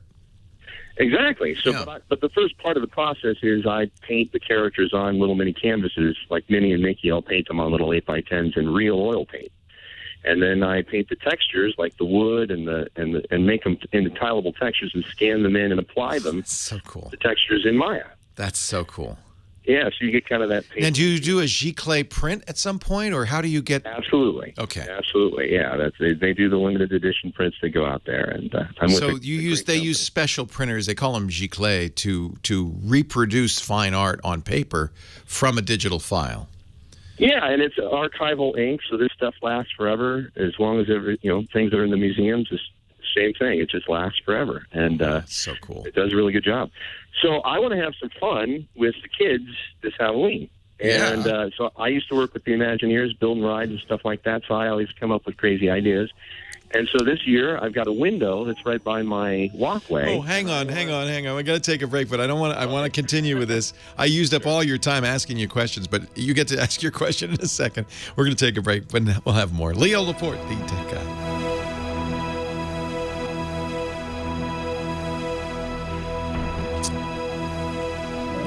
Wow, is that cool?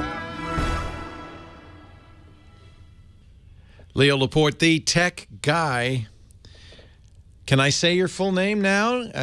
Sure. Joel Christopher Payne is on the line with us. He is a longtime video game designer. If you've played Mortal Kombat or Elder Scrolls Online, you've played some of his images. He does beautiful imagery, and his website where he sells Disney images, among others, is wishpictures.com. We've brought your site down, Joel, but thank you. And folks, you got a big fan base. Don't call him at home to say he's on the radio. He knows he's on the radio. Yes, it's me, guys. So thank you for calling in. Perfect timing. Joel, you're on the radio. Have you heard? Yes. Yeah. So here's what I want to do. Okay. I want to have some fun with the kids. So the changing paintings that are in the Haunted Mansion have always been close to my heart. I got to work with the Imagineers back in the day, and I just love those things. Ever since I saw them as a kid, I wanted to see if I could replicate one. So I figured out how to do it. And so I need to get an affordable TV that's thin enough that I can frame. Okay. And yes, that's a good idea. I know where you're going. This is going to look like a painting because it's going to have a frame around it. Right, but I have to put a texture on top of the surface of the TV, and I'm going to use, the way I'm going to do it is I'm going to use fiberglass and put a resin on there and then paint on top of that so that it creates the illusion of a painting. And underneath it'll be the video projection, and that's the problem that I'm having. Right now I'm using a Blu-ray player, but they don't make them anymore as thin as I need them.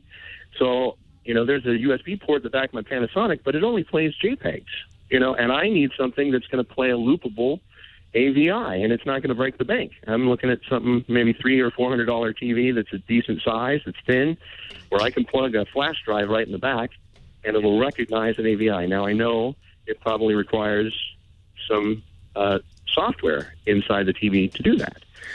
Yeah, and of course they try to do the minimum. I don't know why it wouldn't play back AVIs. I mean, you can get picture frames that'll do that. The key is to get a cheap TV. Now, I can recommend there are very inexpensive Chinese TVs like TCL and Hisense that are really cheap. Now, one thing you should do is the color reproduction on a cheap TV may be unsatisfactory. No, it has to be HD. We have to go HD. It's not that it's not HD, it's that the colors might be a little bit off. Now, you could have certainly, and you know how to do this, adjust the master to compensate for that. I don't mind paying for a decent TV if the quality of the picture is good. Such a great it's really idea. that tech issue, trying to get around putting a flash drive in the back and having it automatically loop that movie. I can't seem to find a TV that does that.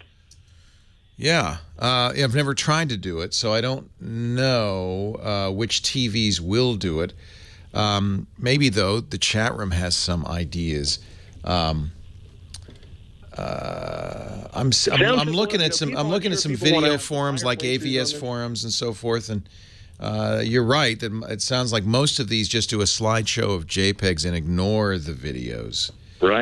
Right, because you probably need a motherboard in order to process movies. No, you know what? You need the same. I mean, truthfully, it's not such a far-fetched thing because you already have the technology in there to play back video in a television. Sure. AVI maybe try MPEG-4, maybe try a less. AVI is really kind of tied to Windows. You can put it out as an MP4. Well, my Panasonic that I paid quite a deal for, and it's a big 53-inch TV. I got another weird idea for you, but it might work better. All right. What if you got a cheap Blu-ray player hooked up to it? Well, I did. I found a Blu-ray player, but because it's kind of considered dated technology, well, no, it doesn't even have to be. Well, you said 1080p, so it can't be a DVD player. To make it thin enough to fit in the back of the TV and hide that technology is really cumbersome. It really, they're all too fat. They're about at least 3 inch, 2 to 3 inches. Tripod in our chat room, who's a longtime chatter, so reliable and trustworthy, says he does have a Hisense TV with a USB port that will do it. So instead of putting an SD card in there, you'd be putting a thumb drive in there. But he says his Hisense, which is this is a Chinese brand that is really trying to become the next big thing in the U.S., but they are still very affordable. You could also, and this might be a little bit more geeky than you want to go, but a lot of people in the chat room are recommending that instead you get a Raspberry Pi. These are $35 computers. They're little tiny computers. And then you could put a micro SD card in it with the video and have the Raspberry Pi play it out via HDMI. They come with HDMI to the TV. So that would give you more flexibility too, by the way, because then I actually like that idea. Yeah, then you can do. Now you have software, so you could do interesting things. You could surprise people periodically. You could even put a sensor in there that when they come up to the picture, it stops moving, and then they walk away and it starts moving again. I mean, there's all sorts of fun. Yeah, there's all sorts of fun you could have with this. I think if you're geeky, Raspberry Pi would probably be the best way to do this. In other words, not make the TV have the computer circuitry to do this, but have a standalone, inexpensive, they're only $35, computer doing the work and then playing it on the TV. Kind of like that Blu-ray idea, except a little bit more flexible. Well, geeks rule the world, and I'm the big one. So yeah, I mean, this sounds like a fun project. I don't think it'd be too hard. There's lots of resources online. You can get a Raspberry Pi from lots of places. We like adafruit.com, ADAFRUIT.com. But there are many, if you just Google Raspberry Pi, there are many, many projects out there. And in fact, I think probably Make Magazine has a pretty good Raspberry Pi book for you that would give you all the information you need. This would be a great project. Would you call me back, Joel, when you get it working? Maybe we could do it. I've already got it working on one with the Blu-ray. I can send you. I want to do a segment on our show, the new Screensavers show, with you, because I think it'd be really fun to talk about the issue and show how you solved it. Well, I could tell you a lot about the video game business. Let me tell you. I'd like to do that too. Would you email me, leo@leoville.com, and I'd love to hear from you. All right. Thank you. And everybody, as soon as the site comes back up, wishpictures.com. Don't all go at once, okay? Thank you, Joel. It's really a pleasure talking to you. Thank you. Yeah, thank you for your art. Boy, is that gorgeous. Really, really beautiful. There, I've wanted to do this too, actually, in our lobby. I wanted to have, a lot of times you go to a radio station, you have pictures of the hosts on the wall, right? That's what KGO does. You go in there.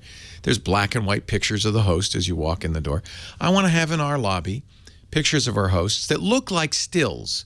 Just the host standing there in that typical hosty fashion with his arms folded, looking at you. Hey, I'm a good-looking fella. But then every once in a while, he winks. Or he changes his position. Most of the time, it looks frozen. But just every once in a while, just enough to make you crazy. Wait a minute. Did he move? Wait a minute. Wouldn't that be cool? And I think, we originally, when I first thought of this, it was a few years ago, I thought, well, we could do it with a tablet or one of those digital picture frames. But now, Raspberry Pi. One Raspberry Pi could probably control 3 or 4 frames. They're compact enough. You could put it behind the display. Pretty cool. The wizarding world of the tech guy. Thank you, Padre. Leo Laporte, the tech guy. More of your calls. 8888 Ask Leo coming up right after this break. Stay here.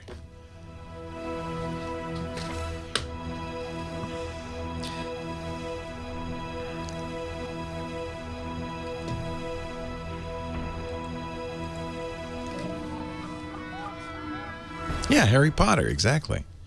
Hey, our show today brought to you by our good friends at Prosper.com. Prosper is the internet's answer to the bank loan or the credit card loan. Don't borrow money from your credit card. What is the interest rate on credit cards these days? Double digits. It's a lot higher than that. Prosper makes it easy. Prosper is what we call a peer-to-peer lending marketplace. Only the internet can make this possible. They bring together people with money to lend with people like you and me who need to borrow money, up to $35,000 in as fast as 5 days, at a low fixed interest rate. And everybody wins, right? They cut through a lot of the red tape and the complications. You know what, the first thing I would do if you have a lot of credit card debt, and it's like 20%, 22% a year APR, go to prosper.com, prosper.com. Get the money to pay it off. Now you're paying one payment at a much lower rate, then you can get out from under that credit card debt. It's like the Uber of borrowing money. Fast, easy, effective. It's brilliant. The internet is it's so great because it's completely reinventing these old businesses. You can fix up your house. You can plan a vacation. Anything you want. It's your money, and it's at a great low interest rate, fixed rate. Go to prosper.com/techguy. You can actually find out what your rate would be without affecting your good credit. Prosper, prosper.com/techguy. tech guy. Up to $35,000 in as few as 5 days at a low fixed rate. This is awesome.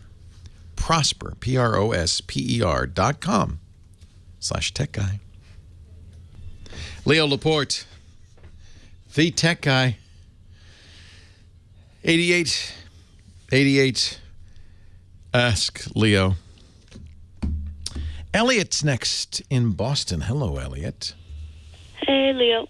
Oh, nice to talk to you. Hey, I've been meaning to ask you, did they name Elliott Hall at Harvard after you? No, but there's... Well, not that I know of. You know, when you go to Harvard, or maybe you want to go to MIT. Yeah. Yeah. Maybe they'll have an Elliott Hall at MIT someday. What can I do for you? My area, there are a lot of Elliott streets. Yeah, Elliott is a very common name in New England. Yep. There's a poet named that, I think. What can I do for you, Elliot? Well, I remember on my first call to the tech guy, you told me that the best way for an email service is to get like a custom domain. Yeah, because then you own it if you got Elliott.com, you'd own it forever.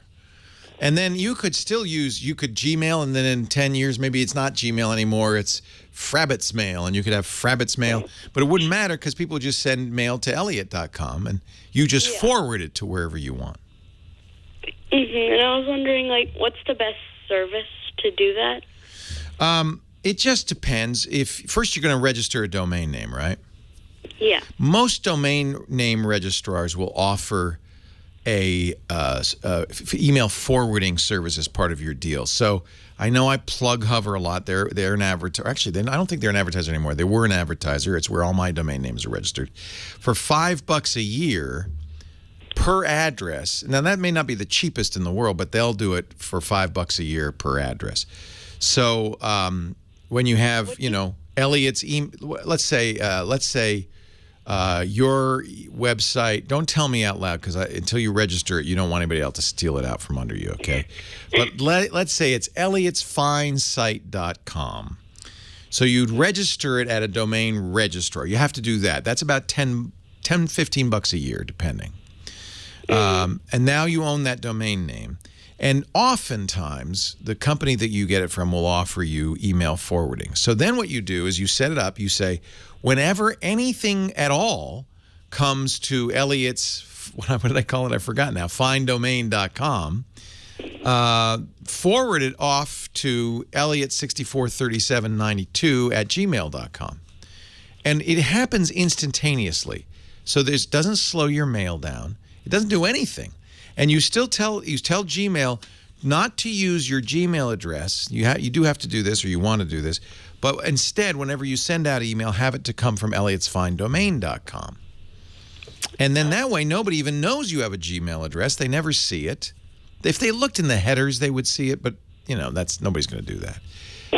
But the idea is, and I do that because so I'm Leo at techguylabs.com. But there's no email service. There's no email server at techguylabs.com. All that happens is it bounces off techguylabs.com and goes to my real email. Mm-hmm. And what do you think about Google domains? Because they're fine. Registrars are all the same. You can really choose by price. Mm-hmm. But domains.google.com, they just got into this business recently. And what do they charge? Oh, it's $12 a year. Okay.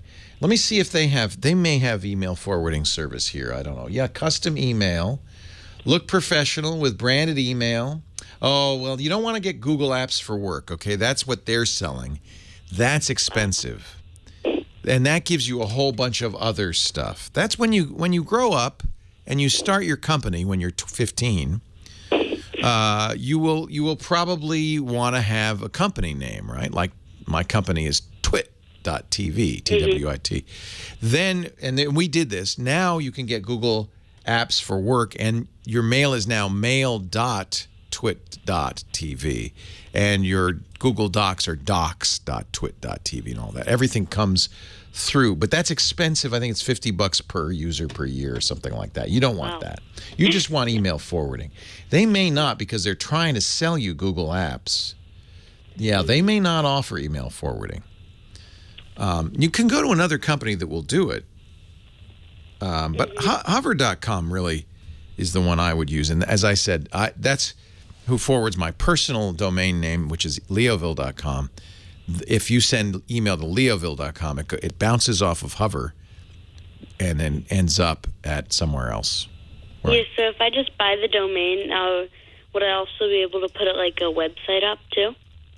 Yeah, absolutely. So if you go to leoville.com, you'll see my website. And if you cleverly say, I wonder what happens when I send mail to leo@leoville.com, it will go into my mailbox, which happens to be Gmail. Oh, so you just have forwarded? Yeah. Get it? Yep. You do have to pay for that. Yeah. And there is a way, Dr. Mom's given us a link we'll put in the show notes to, of course, forward email from a Google domain. Any domain name you own, mail can be forwarded from, but you have to have somebody do it, and it could be a third-party service, which gets complicated because then you have to change the MX record and your DNS and stuff like that. Yeah.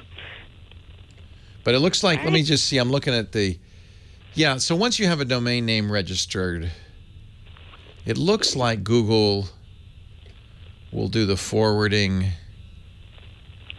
Yeah, it looks like Google will do the forwarding as well. You do have to change the MX record. If you're forwarding to Gmail, it'll work, and they'll do it for free. So maybe domains.google.com would be a good choice if you're going to Gmail. All right. All and right. Also, I know people are asking about my name. Yes, I'm Mr. Robot. Oh, you are Mr. Robot. I've been wondering who is Mr. Robot. Now we know. Did you watch that show? Oh, I love that show. Oh, does it make you want to be a hacker? Good answer. I would leave it at that, Elliot. And also, Leo? Yeah. I was wondering if on the screensavers today, can I do the intro via Skype?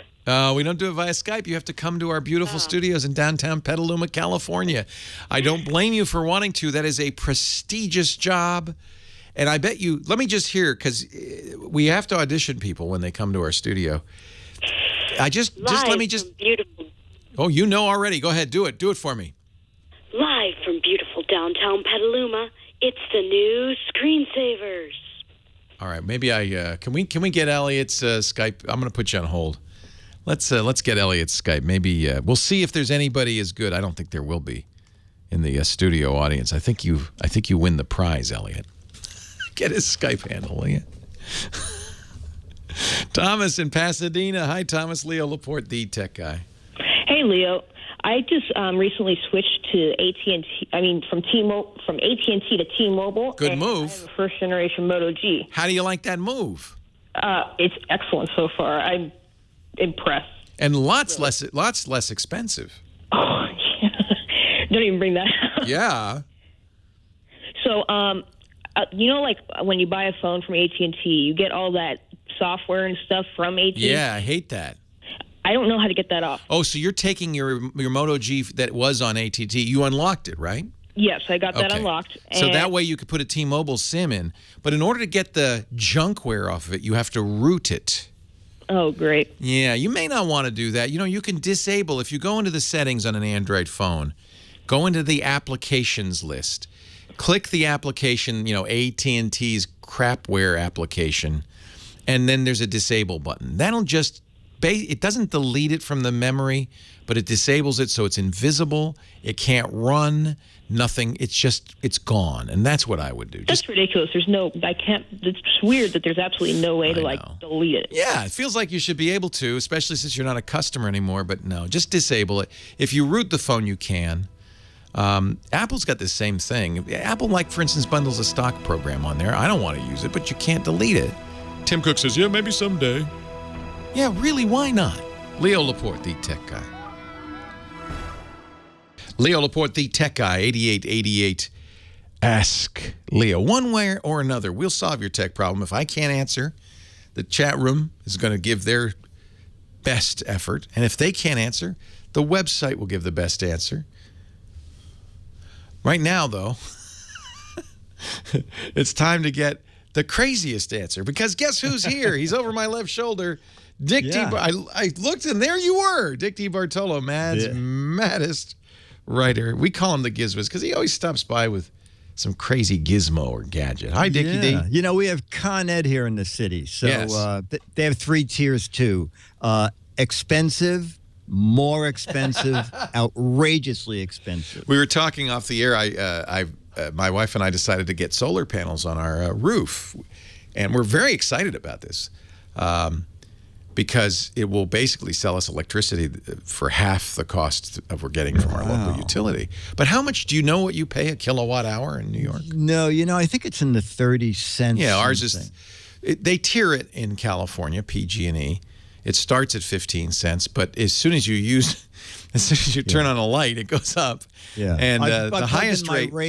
My electric razor goes went up. Our current highest rate, and most of our electrical spend is in that highest rate, is 34 cents a kilowatt hour. Yeah. So, and then I think the other problem is that I have my solar panels installed in the basement because I was afraid of burglary. Yeah, they don't really generate a lot. No. You know what? But I have a lot of lights shining on them.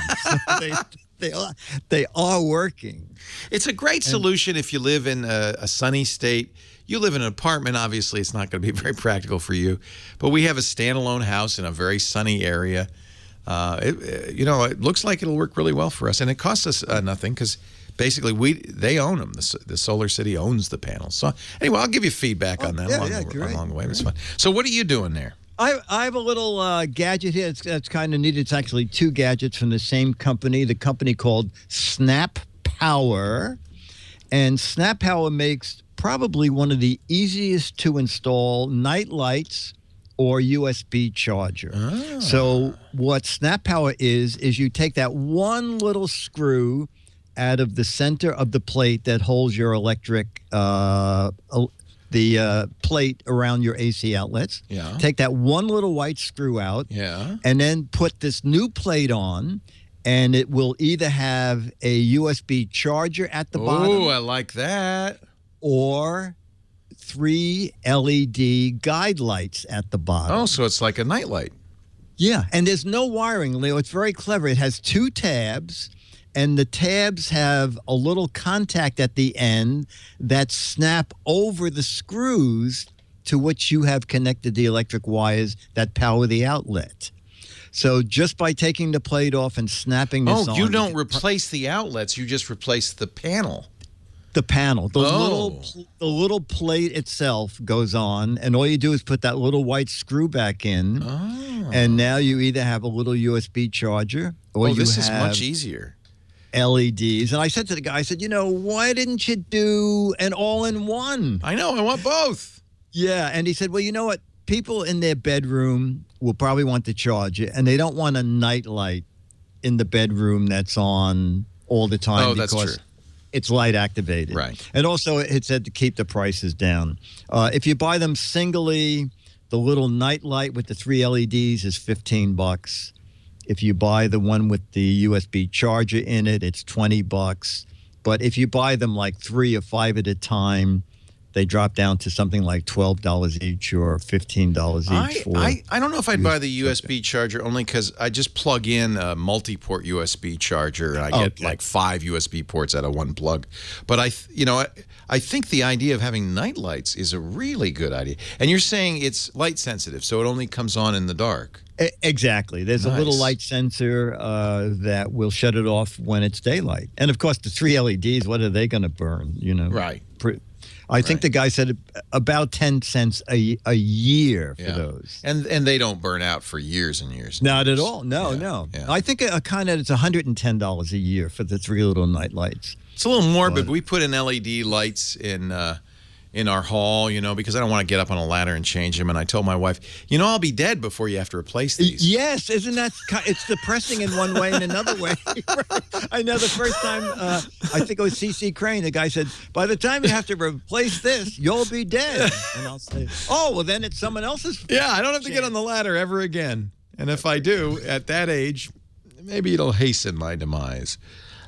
Cool. So it's Snap Power at snappower.com, although I bet you can buy them at hardware stores. Soon. Soon. Yes, the LEDs have been out for a while, and the little USB charger just started shipping October 1st. Fantastic. So they should be around soon. Yeah. Fantastic. By the way, go to gizwiz.biz. That's Dick's website. You get information about the Snap Power, but all the other products he mentions and all the other shows he does. You could find out about his own show, gizwiz.tv. If you're at gizwiz.biz, though, do click the What the Heck Is It contest button. I actually haven't looked this month yet, so let me go. Oh, okay. Yeah, we have 2 weeks more. So it's a close-up picture of a gadget of some kind, and if you can identify it, you could win an autographed copy of Mad Magazine. But don't feel like skill's important here, because even if you misidentify it, if you do so in a clever fashion, you could win an autographed copy of Mad Magazine. Oh, I remember. This is the thumb sharpener that you... I mean, never mind. Forget I mentioned that. Yeah. That's why you needed all those Band-Aids. Gizwiz.biz. It ends at the end of the month, so you got 2 more weeks, a little less, to play the game and win a copy of Mad Magazine autographed by this guy himself, Dickie D. And in fact, it's the cover is Gordon Ramsay, and it's a parody of MasterChef that you wrote, right? Yeah, it's a 6-page satire, Master Chef Jr., called Messy Chef Jr. I can't wait to read it. Dickie D, great to talk to you. Everybody should go to gizwiz.tv. What a great show you do. I should have put my mustache on. Wait a minute. I forgot. Oh, my goodness, for the meetup. For the meetup, yeah. Everybody had a mustache, didn't they? Everybody did, yeah. I grow them all year long, shave them off, and put them on Scotch tape. Clever, that. Waste not, want not. Yeah. Thanks. Okay. Thanks, Dickie D. We'll talk again next week. I got a minute left. Maybe Don in Culver City will help me wrap this show up. Hi, Don. Hello, Leo.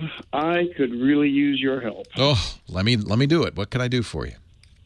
Great. I purchased about a year ago. I purchased an HP Pavilion laptop that I run my business off of, and I believe it did this before the upgrade to Windows 10, but it is a stranger problem since then. I'll come into my office and the computer's asleep. External monitor is asleep and black, computer's black, and I jiggle the mouse, and within 5 seconds it comes on. Normal. It's sleeping. I'll take the computer away, go to do something off site, come back, open it up, plug it in. It'll go to sleep at some point. I come in, and it will take, I timed it at one point, a minute and 12 seconds before it wakes up, before anything pops up on either screen, whether the external monitor, and I've gone to every sleep setting, and it'll do it again until I close the computer, take it away, shut it down, or something else happens, and then it'll pick some other time schedule completely. Hang on, I'm going to help you off the air because we're out of time. I have a solution. Leo Laporte, the Tech Guy. Have a great Geek Week. Well, that's it for the Tech Guy Show for today. Thank you so much for being here. And don't forget, it's just the tip of the iceberg. We do nearly 30 shows on the Netcast network. It's called TWIT, T-W-I-T. It stands for This Week in Tech, and you'll find it at twit.tv, including the podcasts. For this show, we talk about Windows on Windows Weekly, Macintosh on Mac Break Weekly, iPads, iPhones, Apple Watches on iOS Today, security and Security Now. I mean, I can go on and on and on. You even get your daily dose of tech news with Tech News Today and Tech News Tonight. And, of course, the big show every Sunday afternoon, This Week in Tech. You'll find it all at twit.tv. And I'll be back next week with another great Tech Guys show. Thanks for joining me. We'll see you next time.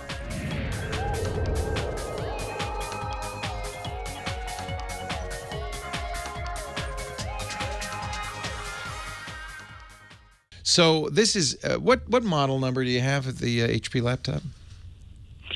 It's a Pavilion. It's the one where the screen flips over backwards on it. This is not an unusual problem, not just with HP, but a lot of PCs, but HP seems to have a particular issue with this. The issue is a bug, and the first thing I would do is go to HP and see if there's an update for that laptop, a BIOS update in particular. BIOS update, okay. Yeah. And I'm looking, I'll tell you why I say this. I'm at the HP support forums, And you'll find a number of conversations there. In this case, HP Pavilion G6 keeps going into sleep mode by itself. Please help. And some of the people who are on this thread say it'll go to sleep randomly or at the slight hint of anything remotely intensive. Sometimes the power button doesn't respond. I have to remove the battery. I mean, people are really... And then HP... I don't get that kind of serious. My only issue is its wake-up time is... It's so slow. Yeah. Yeah. Make sure, first thing to do is make sure it's sleeping, not hibernating. Right, is that all part of the power settings? Yeah, and I would disable, frankly, on most machines, this is a good idea, disable hibernation. The idea of hibernation is a deeper sleep where it takes everything in RAM, and if you have 4 gigs of RAM, that's 4 gigs of data, saves it to the hard drive, then basically turns off. But when it gets powered up again by moving the mouse, it then has to go through this process of loading 4 gigs off the hard drive into RAM and then starting up again. Hibernate does not work well on most machines.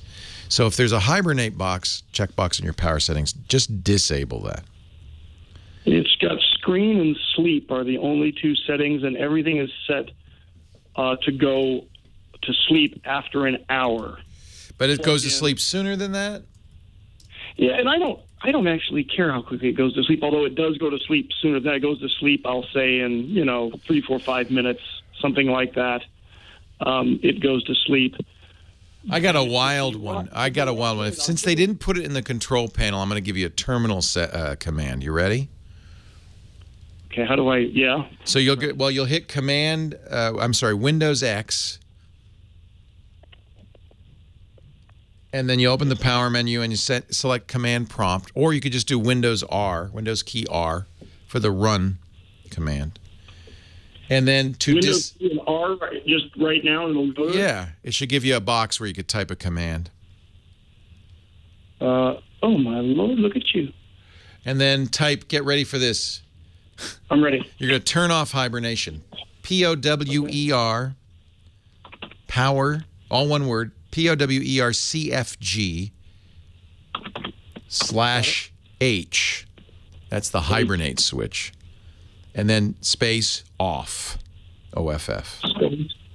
OFF? Yep. And hit return. Yep. If it in fact is going into hibernate mode, this will disable it completely. Windows cannot find power CFG/H. Make sure you type the name correctly. Power, Charlie Frank George, the slash that's down below. Maybe you can't do this. Oh, you have to be an admin. It's God. I'm just looking at this on a Windows site. Let's see if I can. Actually, they say the best way to do this is to open the power menu and select Command Prompt. You do have to be running as an administrator to do this. Okay. And that is the command, POWERCFG/H. G/H. I'll tell you what, I'll put a link in the show notes to this tutorial, and that tells you how to do this. Okay. Oh, I see. You need the administrator command prompt. So let me just go to the power options. Power options, and then choose what power by require password and wake up. Huh. So Windows X to open power options. I've seen this on many sites now, so I'm feeling like this is... So you do Windows X, and you're going to get a menu, and then select Power Options from that menu. So do I close this command prompt? Yeah, go ahead. Windows X. And then it says I should be able to select Command Prompt Admin. Ooh. Oh, I get it. I get what they're doing. Yeah. We got to get the right one. So Windows X Command Prompt Admin. I see where we're going wrong here. And it says then you're going to say, are you sure you want to make changes to your PC? Yes, in fact. Right. I am sure. And now I have a new command prompt. Yes, this is a administrator command prompt. Yeah, I'm at the Windows System 32. And then it works. Yeah, that's fine. And then it works. So I was able to do that here. You can't see it, but so that was the key. Is that, yeah, and I apologize. I was giving you the. So Command X opens that power menu. I misunderstood what they were saying. And the power menu, there is a min command prompt. You'll get a UAC thing. And there now, see if that helps. It does work, right? Go back to the prompt. I guess that means it took it, right? Yes. Okay. And I hope it fixes it for you.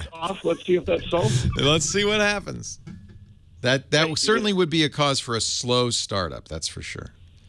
Yeah, and you jiggle the mouse, and you can hear the fan or hard drive comes on, like it's about to wake up, and then nothing will happen. Yeah, I bet you see that's consistent with having to reload 4 gigs of storage or 8 gigs of storage as it reloads. Okay. Yeah. Okay, makes sense. All right, try it. See. Thank you, Leo. You're welcome. Thanks for the call. Bye-bye.